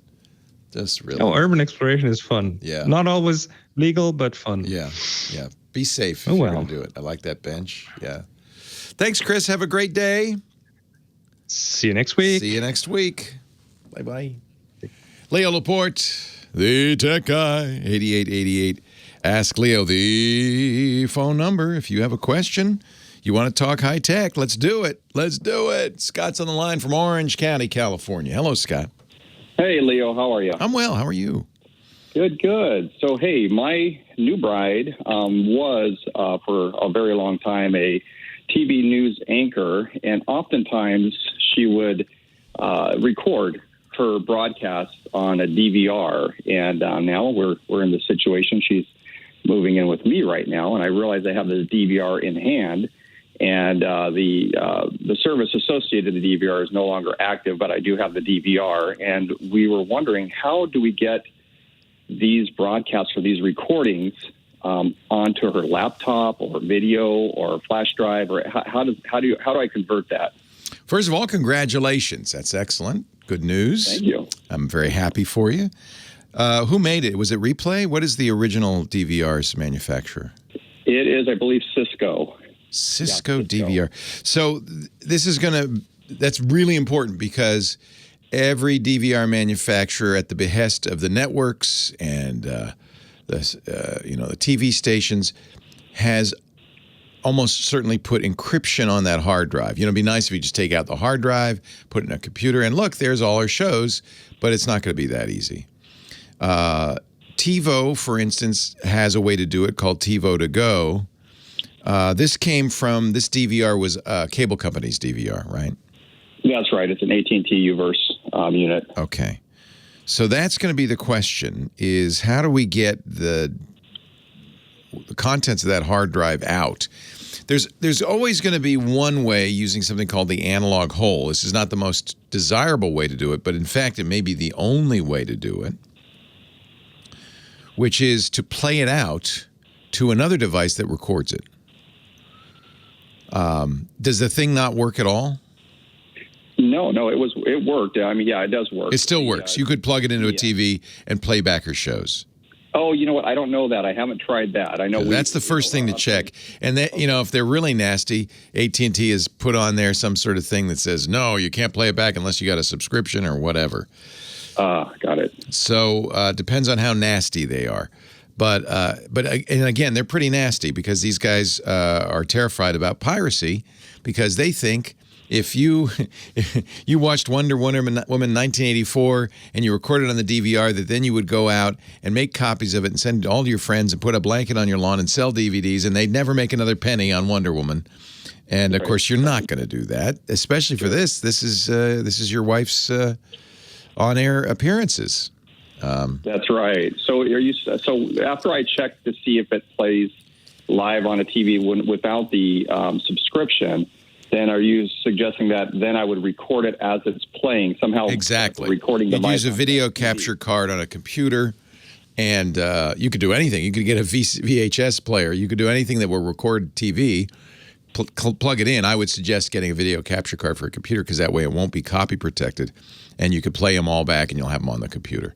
That's almost certainly the only way you're going to be able to do this, unless somebody's come up with a hack that lets you get around at&t Uverse and its DVR encryption. And I just don't know off the top of my head what they were using, but they all, in the old days, I actually wrote a book back in the original days of the TiVo about how to do this. It wasn't easy, but it wasn't protected. It wasn't prevented. Unfortunately, shortly after I wrote that book, they found out ways to do that. So if it is copy protected, then the only way to take advantage to get it is going to be use the analog hole. The analog hole, it's in this case not analog, but it's the they've got to let you play it back. So if they can let you play it back, then you can. Worst case, you play it on a TV set and you get a video camera and record it. You'll search. There's ways to get it. Right. That's the so-called analog hole. But I doubt there's a good way to take the hard drive out of that DVR. I wish there were. And somehow be able to play it on a computer, but I'm almost certain it's not, unless somehow Uverse skipped that step. I've been looking as we've been talking to see if there's a decrypt Uverse video DVR stuff, and I can't find anything like that. But that's what okay. That's the trick here. It's not as easy as it sounds. Sounds good. And by the way, I love your new country music on your intro. not so sure about Achy Breaky Heart, but I thought the intro is good. Here we go. DVDtalk.com. Is it possible to transfer shows from Uverse DVR to external hard drive? No. Short answer, no. I think your first big question, which is going to be tricksy, is to see if this plays back. Do you still have a Uverse subscription? No more Uverse. Yeah, she moved out. That's right. So that's going to be the first thing to do is just plug it into the TV, plug it into the wall, press play, and see what you get. Got it. Sounds great. Good luck. Thanks, Leo. Take care. You're welcome. Maybe she has to go back to the old TV station and say, did you record any of my hits? And Professor Laura, you heard it. More country. More country. 8888 asked Leo, pretty much every DVR these days and everything made in the last, say, 10 years, there is no easy way to do it. It's encrypted. It's usually a proprietary encryption scheme that no one really understands. You can't just put the drive in a computer. You have to somehow get that data decrypted onto the computer, and probably the best way, and by the way, it won't be degraded too much, is to play it back and record it. There are a lot of different companies that make video capture cards for laptops and desktops. There's several I recommend, but the first thing to do is see if you could play it back. If you are looking for a video capture card, there's a number of companies that make them. Hopog is a good one. I almost hate saying it because it's a worst company name in history, named after the Long Island town where they started. No one can spell it. Hauppauge. Unfortunately, they make the best video capture stuff. So I have to say it. Hopog. Hopog. Hau.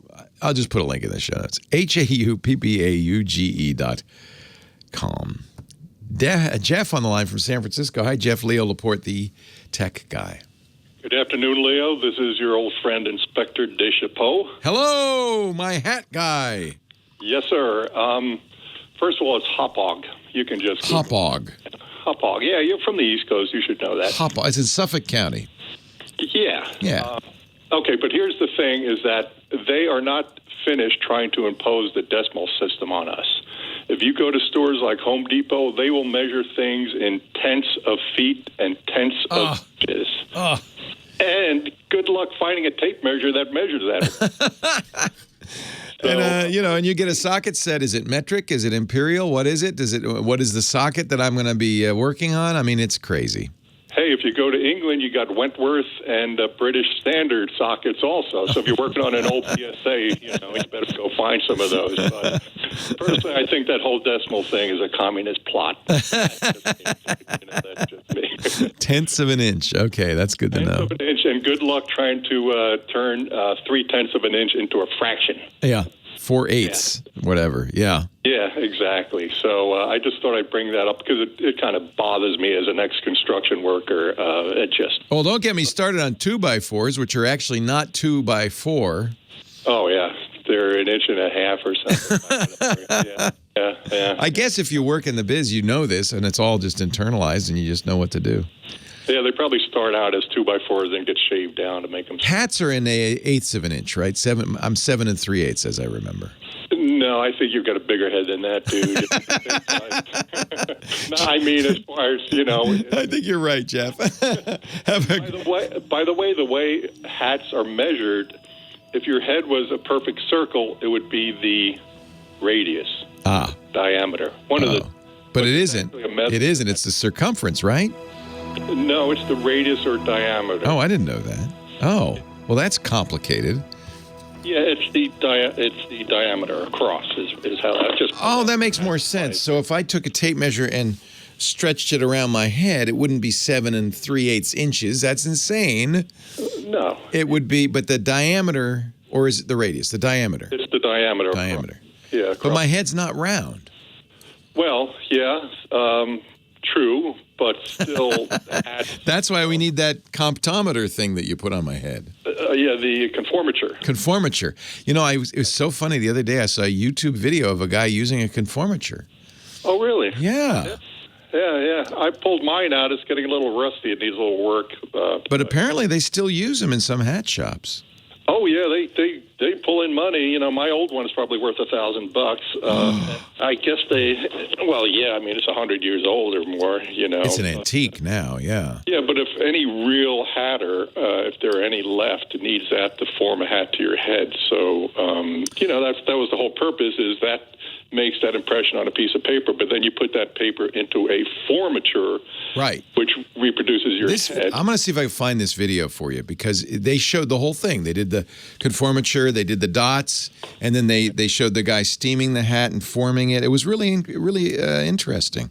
Yeah, you don't see that anymore, and you don't see the old felt anymore either. They just can't make it anymore. They can't use mercury to cure it. So are there any in the Bay Area? Are there any real hatters left?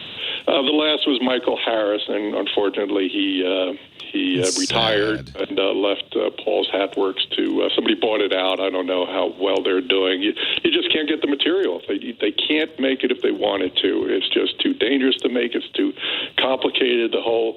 They don't still use mercury, do they? Oh yeah. That's why the hatter was mad. They still do that. Oh no! I don't. No, I'm sure they don't. I would hope not. Yeah, but unfortunately, you don't get as good a quality. Plus, you don't have people trapping exotic animals around the world. Yeah, beaver and hare and all that. Yeah. Yeah, well, it's in Arctic mink. Hares for white, you know. Yeah. And stuff like this. Plus, it was such a big business. It was the largest business in the country before automobiles. That is a very secret business, a secret trade. Nothing was written down about what kind of hairs to use to form this and that. So people don't know those old formulas. They don't have the old product, the old hairs and all that. So if I wanted to get a really good cowboy hat, go online and look for a vintage. Just get an old one. Yeah. Get a vintage one if you can find one. I have one of the originals. It's an interesting story about Stetson. He sort of invented the cowboy hat, although it really came from sombreros and all this business. But his dad was a hatter. He decided to go join the gold rush, and while they were out in nowhere, they killed a couple rabbits, and he said to his buddies, "Hey, I can make a hat out of this guy." And he invented the Boss Raw Edge, and he was famous for his marketing because in those days, if a hatter wanted to buy a hat or felt, he'd just order it. He instead made these hats and just sent them out, and people loved them. So I actually have an old Boss Raw Edge from God knows when, you know. But yeah, that's the thing is I have a lot of old hats, and I don't know what to do with them because they're really more precious than Fabergé eggs. I think so. I think so. Make a hat, yeah. So, and you know, there's all sorts of interesting marketing things about them too. The hat boxes that were advertisements and difference between men's hats and women's hats. You know, I think I see. Unfortunately, they're wearing baseball caps, but I do see kids wearing hats a lot more. I wonder if the hat will ever come back. Well, as long as men go bald. Yeah, you need a hat if you go bald, you bet. Yeah. So I'm looking on eBay or Etsy, and I see vintage 1950s Stetson, things like that. The 50s is still that was around a time. Well, that's when men. This is the Royal Deluxe Open Road Style Tan Beaver Fur Felt Fedora hat's too small for me. $245 though, not a bad price. Yeah, you know, they used to be cheap, and then I started selling years ago, and all of a sudden people started getting hip to the fact that you can't get them like they used to be, you know. So I don't know if I had anything to do with it, but now everybody just thinks every old hat's worth $200. But the fact of the matter is guys want to wear them, and men have big heads these days. And are our heads bigger? Yes. Well, people are bigger. Look at Fred Astaire. He was a tiny little guy. Teensy. Yeah. Yeah. No, people, especially the famine and the depression, all this. The only big people were farmers. They had the meat. Well, cowboy hats then probably pretty big. Oh, here's a 1930s, but this is a Homburg. Wow. Yeah. That's a beautiful hat. Yeah, they're for the rich guys. It's like a banker's hat. Yeah. No, I know the Homburg. You got to. I wonder what size this is, because that's a pretty Homburg. That's a nice looking. It's got a nice purple ribbon. Well, this is kind of fun. Now you got. I didn't realize. So modern hats are not the same. I know they're not. I know I have a lot of them. They're disappointing material. They don't make them with the beaver or the hairs anymore, and so that's what I want to get as a vintage. Yeah, you want to get a vintage. You know, and anything 50s or earlier, you think? Yeah. Here's a 1960s Stetson 4X Beaver silver belly cowboy hat. That's nice. That's in the 50s. Stetson started doing things like that. They put the X's on it for the amount of there is in the hat and this kind of a thing. But 50s is when men stopped wearing hats. Right. For reasons. So older ones would be better. An old guy told me once. He told his mom. He said, "If JFK doesn't have to wear a hat, I don't have to wear a hat." He didn't wear hats, did he? Jackie did, but not JFK. Yeah. First president not to get inaugurated without a top hat on. Oh, wow. Yeah, plus cars changed, too. They went from the big top with a lot of headroom in the 40s, and in the 50s they got streamlined. So you couldn't wear a hat in a car because, you know, it just wasn't as much room and stuff. So, and then in the 60s you had the stingy brim. So everything has to change. So they started cutting down really nice hats with wide brims and making stingy brims. And that's what you see a lot of today. I don't want a stingy. I want a big brim. Exactly. And, you know, people think that's the style. No, it's just cheaper to make them that way. Isn't that funny? Material. So people think that, you know, really it's companies, manufacturers that determine style. And that's why your pants don't come up to. But another thing about suspenders and stuff, I can talk about vintage clothing too, but that's why pants don't come up around your waist anymore. They're around your hips. Yeah, I don't like that. Yeah, right. And it looks silly with suspenders. But if you can find like vintage pants that come around the waist, now they'll fall down because they'll roll off your belly. Now the suspenders hold them up. It's a wonderful feeling. I'm going to get my pants made vintage style, high waist. I bet I could go to a tailor. Good vintage store. Haight Street has a couple of them in San Francisco. There used to be one in Petaluma. I don't know if she's still around or not over there in Railroad Square. But I hear you once say, what's the purpose of a necktie? Yeah. It's to hide the buttons. Oh. Not your belt. Not your crotch.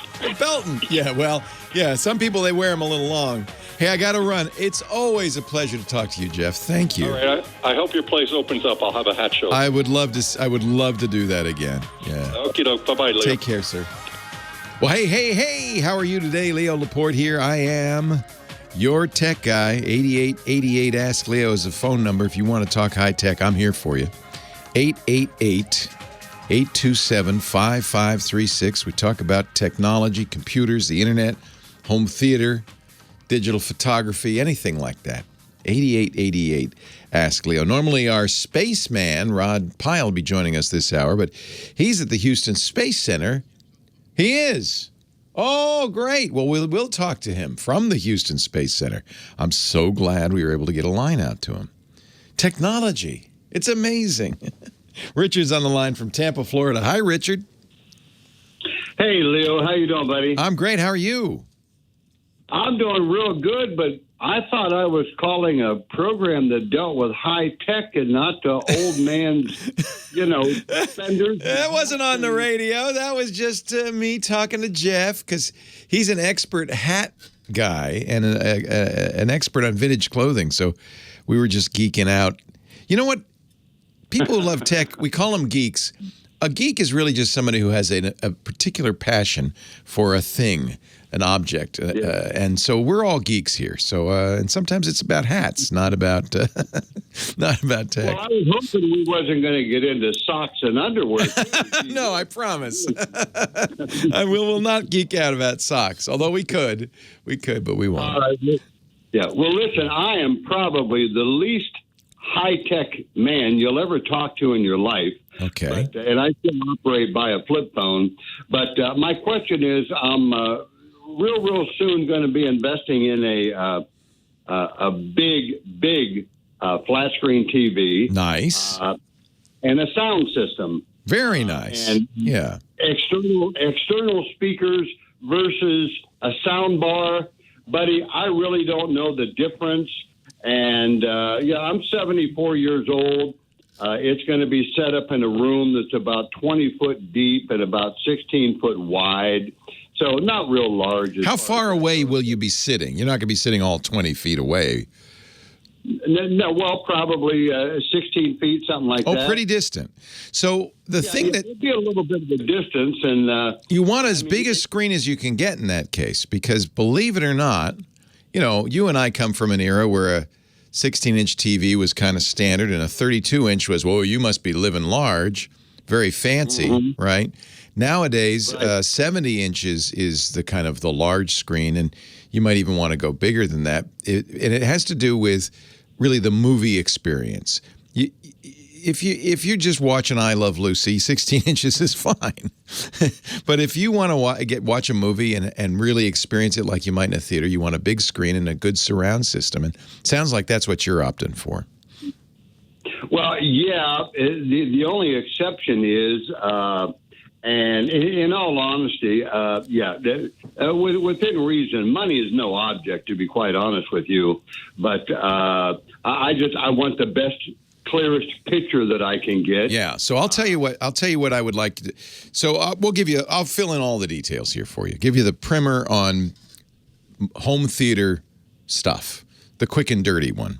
So there are two types of screens out there right now. There's LCD screens, which sometimes are labeled with confusing labels like LED or QLED, but they're all LCD screens, kind of like the old computer screen where it's got a liquid crystal shutter letting light through.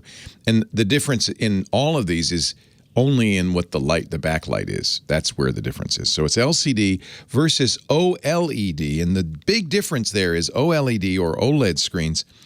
You're not looking through shutters. You're looking directly at the lit up pixels. So they are, they're kind of it's kind of like the old tube TVs where you were looking at the actual dots on the screen as they are lit up in various colors. OLED gives you absolutely the best picture without exception. They're not as bright, however, as LCDs. So OLEDs are preferred in rooms that you can get pretty dark. They don't have to be pitch black, but darker. If you want a room where, like a living room where you want to keep the curtains open, the windows open, and you want to watch in the daytime, you'd want an LCD screen because they can get brighter. That's the big difference there. LCDs are also less expensive and can give you larger screens for a better price. And again, when you're sitting 16 to 20 feet away from a screen, 100 inches wouldn't be too big. The biggest you can get and you can afford. That is there. If you want to get bigger than 75 inches, you're probably looking at a projector. That's actually a third type of screen. They're even dimmer, not quite as good, but the advantage of projections systems is you can get much, much bigger screens. So I think you probably, if you say money's no object, you want the best quality picture, you're looking at an OLED TV. Three companies make good OLEDs. LG is best known for its OLEDs, LG. There's also Sony, and Samsung makes some OLEDs too. All three of them would be just fine. And you're going to get a fantastic, beautiful, crisp picture. If you can darken the room just a little bit, it's going to just pop out at you. Now, you're right, there is a difference in sound between separates. Just as in the old days, remember your stereo, you'd have an all-in-one stereo, or you'd have a separate system with a receiver, speaker, turntable, that kind of thing. It's the same thing, really. Right. You can get a sound bar that plugs right into the TV. That's the easiest. And there are sound bars that have subwoofers to reproduce the low-end bass. That's a big speaker you put on the floor. There's also sound bars that even have satellites that give you surround sound left and right. Most of the time, sound bars simulate that with multiple speakers in the bar. Those are easiest to set up. They just plug into the TV and they just work out of the box. If you really want the best sound, though, then you're going to get separates, which means you need an AV receiver and you need speakers, and you need at least 5 speakers plus a subwoofer. And a real surround system will have 7 speakers plus a subwoofer. And an Atmos surround system will even have 2 more speakers up above you so that you have a full sound system around. I don't know if you need that. Depends on how much, if you watch a lot of action movies with helicopters flying overhead, you might want that. This really comes down to personal taste. Most of my systems are 5.1. Here's what the 5 speakers are. There's a left and right speaker, just like your regular stereo. There's a center channel, which I think you are going to want, Richard, because the center channel is where the voice goes. And especially nowadays, the way they mix movies, you really want the ability to turn the voice up. I don't know if you've noticed this, but it sounds like everybody's mumbling these days. And oh, yeah. Yeah. As we get older, some of that's our own hearing, but I think it's also the style. And having a discrete center channel means you can turn that up a little bit, and it makes it a lot easier to understand the dialogue. That's the first 3 speakers. Then there'll be 2 more surround speakers, roughly where your ears are projected out to the wall. So not behind you, but left and right of you, right about ear height, and right about where your ears are. And that's for the surround. And that actually can make a difference if you watch a lot of surround movies, because they'll actually even a baseball game. You know, the first time I had a surround system, and I heard a beer hawker behind me. I went, what? Get your beer here coming out from here behind you. I thought, now I get it. This is pretty cool. You really feel like you're there. So that's a 5.1 system. Oh, I forgot to say what the 1 is. That's that subwoofer. It's a big square box. It goes on the floor, and it does the boom, boom. Subwoofer makes a big difference, both with music and movies. There are 7.1s, as I said, that have additional surrounds. There's Dolby Atmos, which has above and below. Sometimes they fire in reflection, or sometimes you put them in the ceiling. I don't think you need all that. I think a 5.1 system is fine. But it is going to involve not only additional expense, but additional configuration, because you're going to get an AV receiver, which will then be plugged into the TV. The TV will provide audio to the receiver, which will then power the speakers. So that's kind of in a nutshell. Okay. I don't know if I've overwhelmed you or underwhelmed you.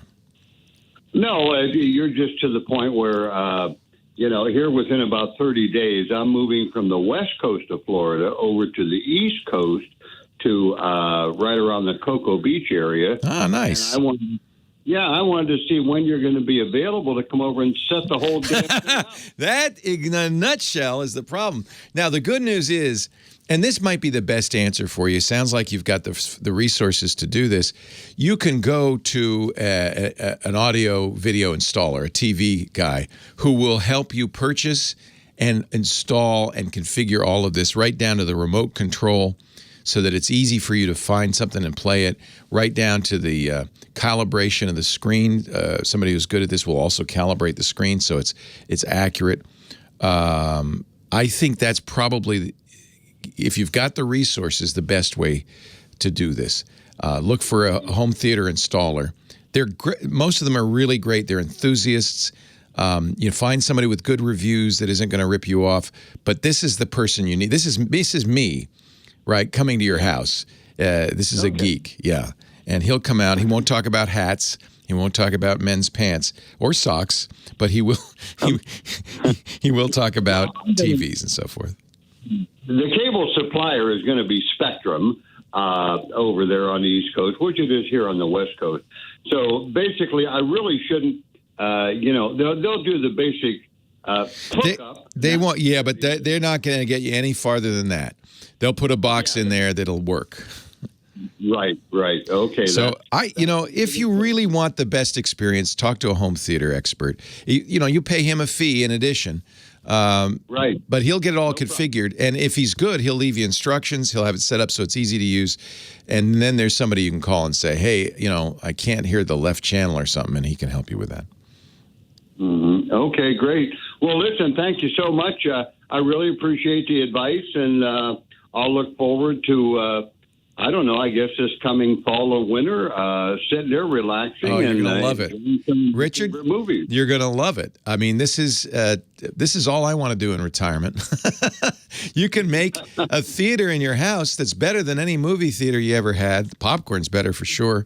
And you can really enjoy those movies. And even old movies, I use the Criterion channel, which has a lot of classics, Turner Classic movies. Even they will look better and sound better. It'll really feel like you're in your own theater, and I think that's nice. That's a good thing to have. Yeah, my favorite channel is Turner Classic. Love TCM. Yeah. Hey, it's nice to talk to you, Richard. I appreciate it. Something off the subject real quick.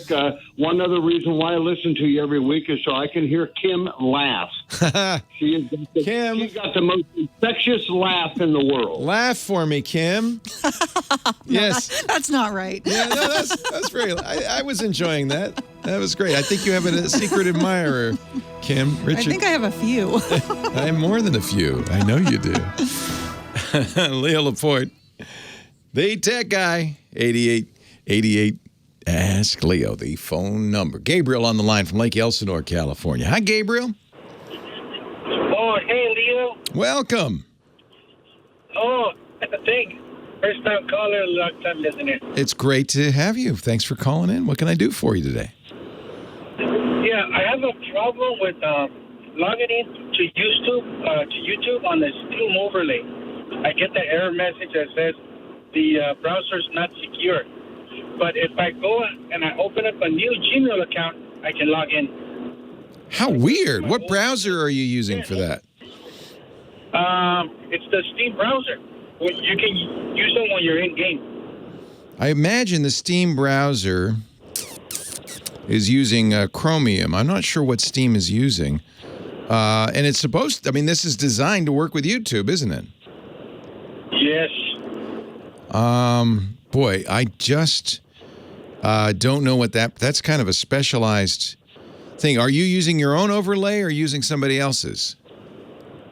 No, it's on Steam. Once you're launched the game and you're in a game, you press the Shift and Tab. Yeah. And you see the Steam overlay, and you can access the web, YouTube or whatever. Okay. Well, go to YouTube. So you're playing a game and you want to watch a YouTube video while you're playing the game.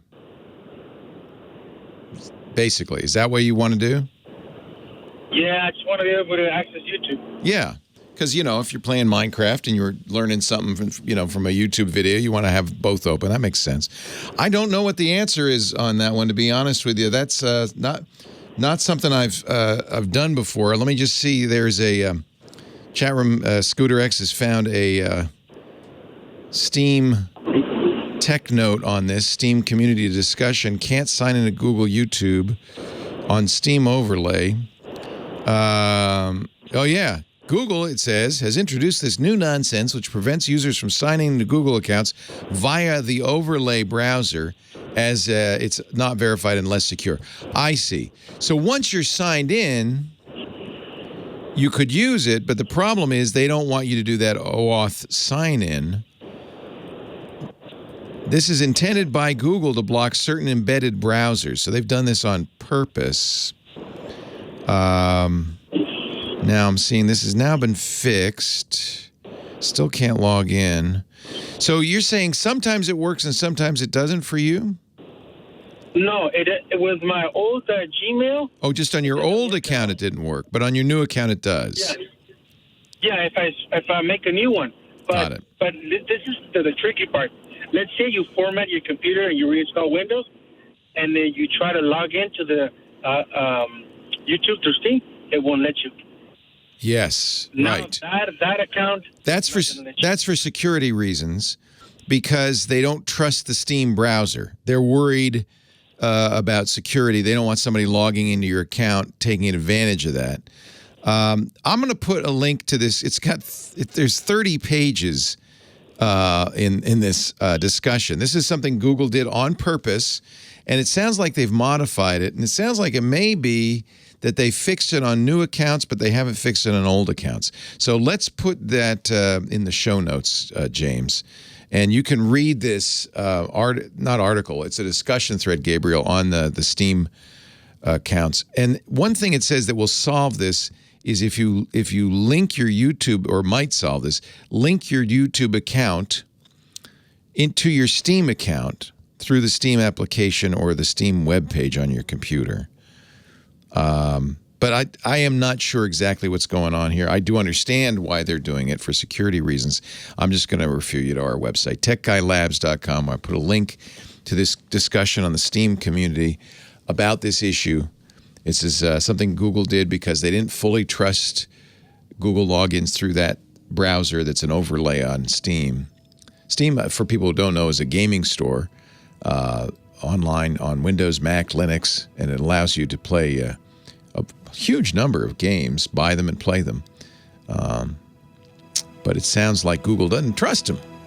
Doesn't trust him. Leo Laporte, the tech guy, Rod Pyle, spaceman, coming up. He's burning down his fuse out there in Florida at the Houston Space Center. Our space guy, Rod Pyle, editor of Ad Astra, the National Space Society's publication. And what brings you out to the Houston Space Center there? Not Houston, Kennedy Space Center. Kennedy Space Center in Florida. And we are working in conjunction with the International Space Settlement Design Competitions, which is this wonderful program that a woman named Anita Gale started with her husband, Dick, about 35 years ago, 1984, a little longer. And since then, they've run tens of thousands of kids through this thing. She supports it herself. And what it really is a 2 to 3 day competition where they get together kids, anywhere from many dozens to a couple hundred, and they hand them an RFP, or request for proposal. They throw them right into a real aerospace simulation. It's like, okay, here are the ironclad rules. You're about 30, 40 years in the future. You have to design this thing. And in this case, that thing is a Mars settlement where people can live. Wow. But they have to work out air conditioning, food, entertainment, structure, how the airlock tours are going to work. I mean, they do all this over the course of a couple of days. And these kids, a lot of them don't know each other before they get here, right? And they've worked a little bit together on teams. These are the finals that they do here, the semifinals to pick the final. Now, when you say kids, high school age? Yeah, high school age. Nice. And this group, so I've been sitting through this whole thing because I'm covering it for the magazine. And I tell you, we talk, even on this show, we talk a lot about kids and their attention spans on phones and smart devices and so forth. The amount of intense concentration in these day-long, there's a day-long seminar. I bet it's intense, yeah. I mean, they're looking at PowerPoint straight out of NASA, 12-point type, full pages, Wow. They're getting all these requirements, and they are right on it. I mean, I haven't seen anything like this since maybe ever, because I certainly wasn't that attended high school. And they're so Neither was I, yeah. They work around the clock, and it's incredibly impressive. I'm so thrilled to be here. Oh, how fun. Are you a judge? Are you just writing about it? I'm writing about it and helping out where help is needed. And we're in a building that's owned by a group called the Astronaut Memorial Foundation that works with NASA here on site at Kennedy. And so we're, a few hundred yards away from the Space Shuttle Atlantis and the Rocket Garden and all that. Oh, wow. So if you go out for a stroll, you're just immersed in all this cool space-age stuff. So it's really neat. First day I was here, I went over to the building it's a little off-site. They have the Saturn V display and the lunar module and command module. Right as we got there, the nearby power distribution plant got hit by a lightning strike in Florida. It was pitched into darkness, so we got to look at the Saturn V as it would look in space. Wow. Pretty amazing. Yeah, in blackness. Wow. Yeah. Are there going to be any launches while you're there? Or? Well, I was just going to say, so we were supposed to have a launch on last week, the Boeing Starliner second test. Right. That didn't go up because there was a problem. It wasn't on Boeing's end. There was another problem with the space station. They had that Russian module docked and knocked it off kilter because the thrusters wouldn't stop firing. So, and because they got to go dock with that, they had to delay. So it's supposed to go up on Tuesday afternoon. So fingers crossed. Will you stick around? I mean, that's going to be fun to see, wouldn't it? Absolutely. Are you kidding? Yeah. I don't care how red Florida is on that map. I'm sticking around. There won't be anybody on the Starliner, right? Or will there? Right. It's uncrewed this time. It is strictly an uncrewed test to get it up there, make sure everything's working, make sure all the software is working, because that was the problem last time, and it could do an automated docking and then undock and come home. So it's you could say it's a simple test, but in a way it's harder because there's nobody there to fix problems. We had an astronaut here earlier, Chris Ferguson, who works at Boeing on this program, who said, honestly, had there been a person on there, it probably would have been okay. But interesting. You gotta make sure everything works. Yeah. Oh, interesting. And by the way, this day in 1968 happens to be the day that the Saturn V production line closed. Back during the space race. Oh. So Yeah, but they got one here, so that's good enough for me. That was the big rocket that sent Neil and Buzz and Michael to the moon. Yeah. Yeah. So the Starliner, is it just, it's going to the International Space Station this time, but is this the one that's going to end up going to the moon, or is this just for the ISS? That's SpaceX's Starship. This is the Boeing program that was designed to be the competition for the Crew Dragon, SpaceX's Crew Dragon. SpaceX happened to get theirs working first, but Boeing is running close on their heels. So as things go as planned, they'll be able to send groups of astronauts up in both capsules, and they're both capable of doing other things, but primarily they're designed as a taxi service to the space station and back. I noted that Jeff... We're back in business, man. America's back. I know. It's kind of exciting. I noted that Jeff Bezos was kind of mad that Elon got that contract to go to the moon, and he tried to block it. Yeah. And so the government just Friday said, okay, sorry, we're not letting you block it. We're moving ahead. And it is, in a sense, and yet I have to say Bezos came forward with a secondary offer saying, look, I'll absorb the cost for the first year or two, okay? I'll put in billions. Up to $2 billion. Yeah. I'll put my money where my mouth is and make this happen. And they said, not this time. But that doesn't mean that it won't happen. It just means it'll happen later, because ultimately everybody does want competition in that sector. So it's going to make sense to let him develop a secondary landing system. It'll just be very, very different in the way it works. I'm in favor of competition, but I also feel like it's a little bit of two billionaires kind of trying to get the attention or something. I just, there's something about it doesn't feel right. You know what I'm saying? I get that, but at the same time, they have reduced costs so much. Musk in particular, it made a big difference across the board. Yeah. Once Musk started pushing costs down, it got Boeing and United Launch Alliance and these other companies to say, okay, we're going to have to really work to make things more efficient.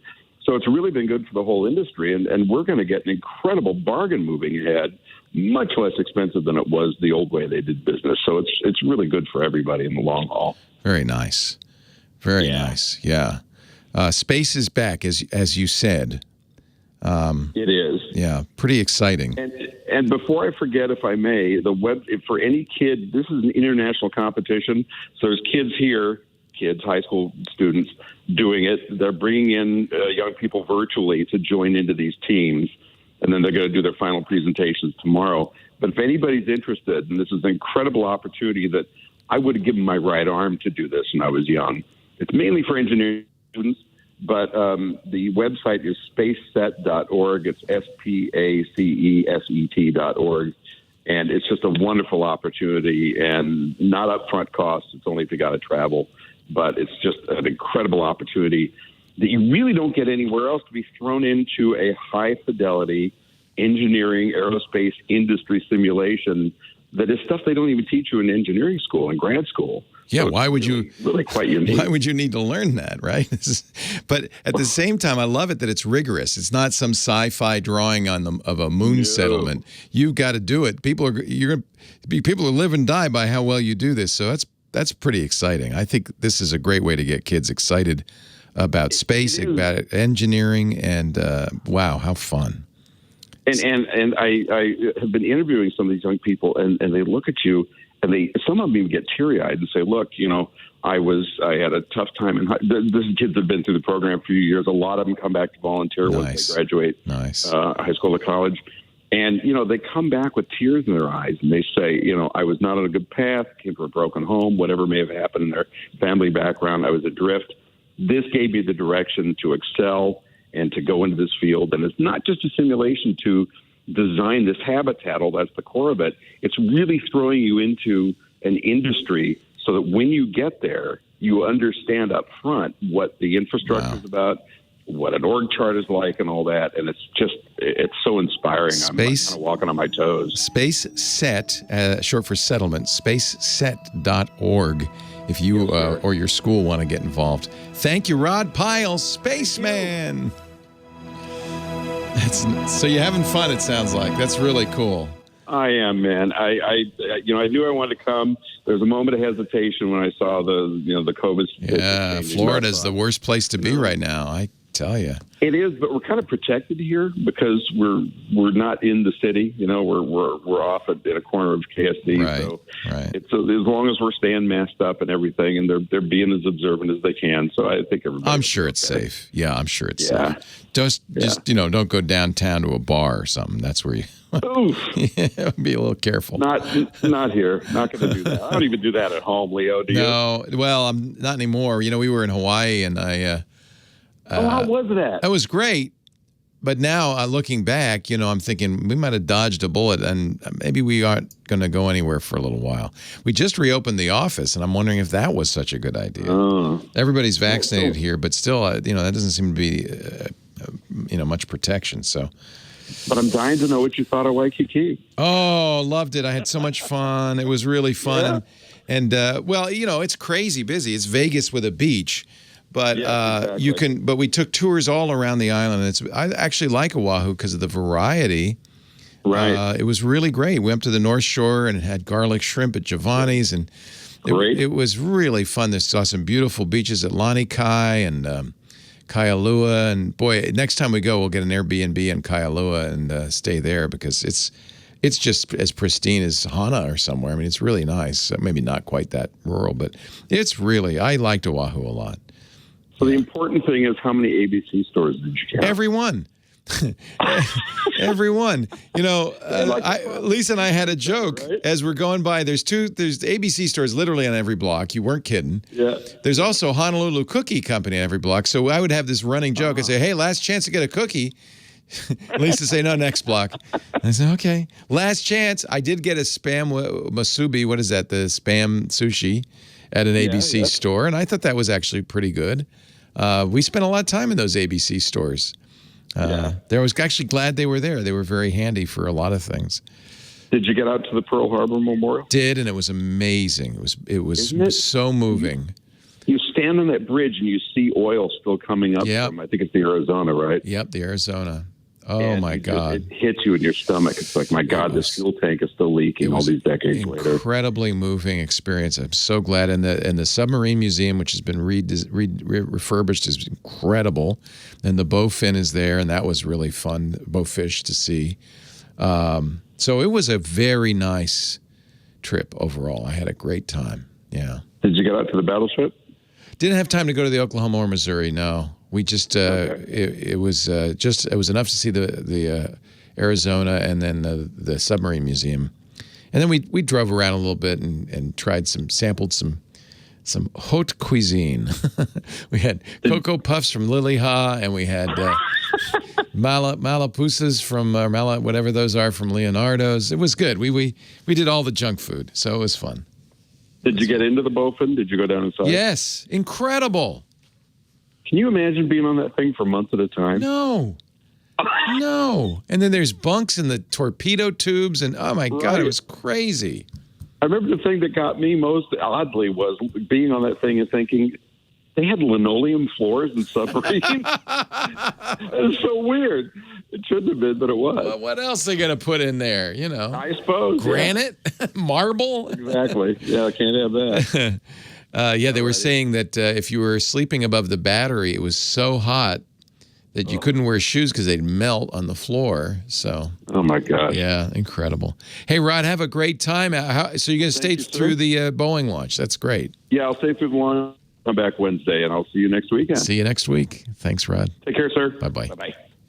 Thank you for letting me do this show. I really appreciate it. Leo Laporte, your tech guy. Thanks to Professor Laura, our musical director. She went all country on us today. That was fun. You can leave the gingham dress and the boots at the door. We also thank Kim Schaffer, our phone angel, for her lovely laugh and getting you all on the air. Thanks most of all, of course, to you for listening. Couldn't do it if you didn't listen. I really appreciate it. And I hope you'll come back next week. We'll do it again. We'll do it all over again. Roz is next on the line from North Hollywood, California. Hi, Roz. Hello. Hello. So my problem is that I have DSL Extreme. That's a problem, yes. Yes. And at&t has a problem with circuits here in Los Angeles. and I guess in parts of California. And I thought you might be more in the know than they are about what's going on. My service has been out for 2 months. What? What? Yeah, 2 months. Okay. Do you have phone? Do you have phone service? Yeah, I have phone service, but not internet. But not internet. I use DSL Extreme for the internet, but it goes through AT&T. Yes. Well, so, yeah, let me explain all this. By the way, DSL Extreme was for many years a sponsor of the show, and I love those guys. They got sold several times since they've been a sponsor, and the quality's kind of gone up and down. But you can't really blame them for this because, unfortunately, if you're a DSL provider, and there are many, many all over the country, you're still reliant on the lines that the phone company put in. Those 2 little copper wires that have been in there since 1890, and that's what you're sending the data down. So it's a kind of unholy alliance between an internet company and a phone company, and the phone company doesn't much like it, but they don't have any choice about it. The FCC requires that they share their lines.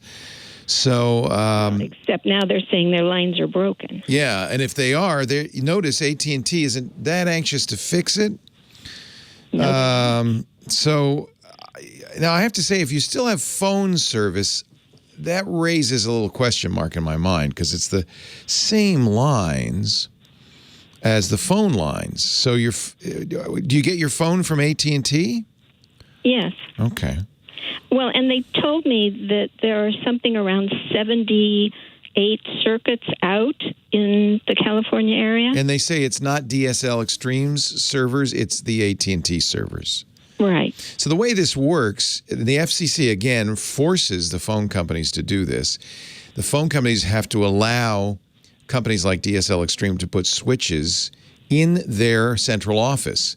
You don't see it. They're hidden, but all over town, there are windowless buildings, which are the old phone company switching offices.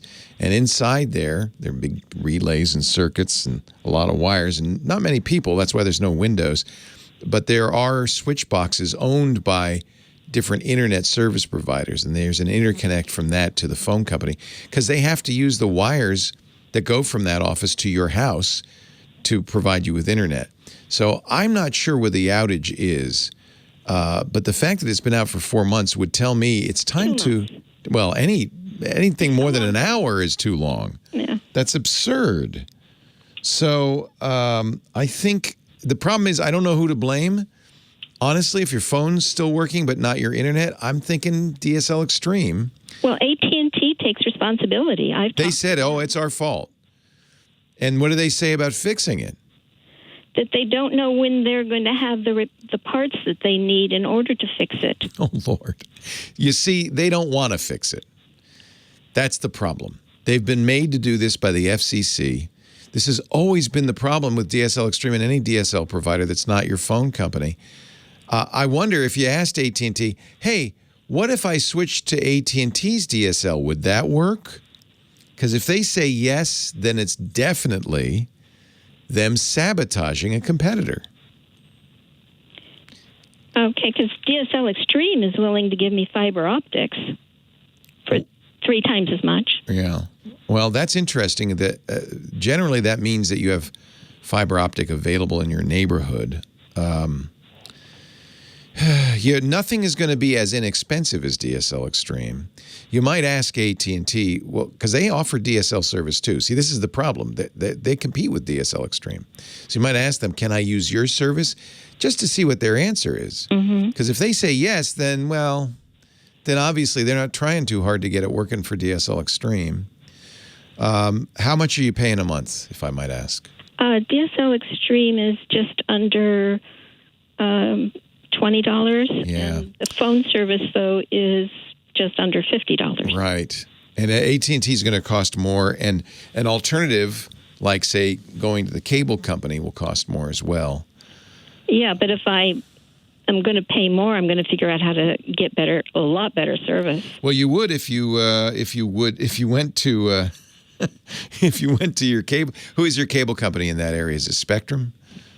It's Spectrum, but they use AT&T also. Well, that's because they're doing DSL, but they might have a cable internet as well. That's what you're asking about, is the cable internet. Do you have cable internet? If they say no, it's DSL, well, that's not a solution either. So it has to be cable internet. You want cable internet from your cable company. Usually that's about $60 a month. But not only is it 3 times more expensive, it's usually about, let's see, I'm going to say about 100 times faster. It's going to be a lot faster. Well, if I'm going to do that, then I need to get a better computer so I can watch video on my computer, right? Yeah, you could do all sorts of stuff. Yeah. So I would find out from DSL Extreme if they're offering actual fiber to the curb. That's the term you're interested in. Or if it's fiber to some box, 3 blocks away, because that's not going to be a good solution. I think probably Spectrum is going to give you a better service. But honestly, this is the problem we're in this country. Almost something like 80% of people in the United States have a choice of one internet service provider. You're lucky enough you have a choice of a couple, one based on the phone company, one based on the cable company.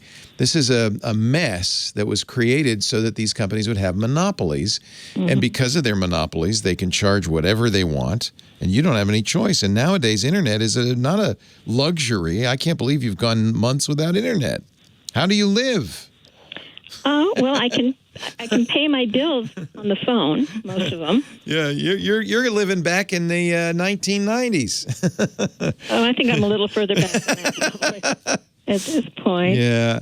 I mean, it depends on how much you want internet, but honestly, I wouldn't look to this getting resolved anytime soon. I'm hoping they're listening to KFI, our big powerhouse in Los Angeles, and saying, uh-oh, they're on to us. Come on, AT&T. It shouldn't take months to fix this. That's insane. That's insane. And I think the only reason they're not fixing it is basically they're trying to get around the FCC rules. And the FCC, and you could complain to the FCC. In fact, that might be a good thing to do. The FCC is the governmental body that requires them to offer DSL Extreme. And I think they don't want to, and they're just dragging their heels. Would it be a solution for me if I got a tablet that would connect? Well, I'm thinking, isn't there... You're wondering about your cell company's internet, and that's another choice you have. Generally expensive. I wouldn't get a tablet. I would get a what they call a different... Who's your mobile carrier? TracFone. Okay. So I'd have to dump that, too. You'd have to go to Verizon or AT&T, woohoo, or... I was thinking T-Mobile. T-Mobile. You really want to find out who has good carriage in your area. I think T-Mobile's pretty good in North Hollywood, but you want to check. And then T-Mobile will offer a device that you put in your house that then you can use a tablet or a phone. It will work with all your devices. So that you have internet with those devices. Hey, I got to run. I am so sorry. This is terrible. I'll look into it, though, because this bugs the heck out of me. Leo Laporte, the Tech Guy. Well, that's it for the Tech Guy Show for today. Thank you so much for being here. And don't forget, TWiT, TWiT. It stands for This Week in Tech, and you'll find it at twit.tv, including the podcasts for this show. We talk about Windows on Windows Weekly, Macintosh on MacBreak Weekly, iPads, iPhones, Apple Watches on iOS Today, security on Security Now. I mean, I can go on and on and on. And, of course, the big show every Sunday afternoon, This Week in Tech. You'll find it all at twit.tv. And I'll be back next week with another great Tech Guys show. Thanks for joining me. We'll see you next time.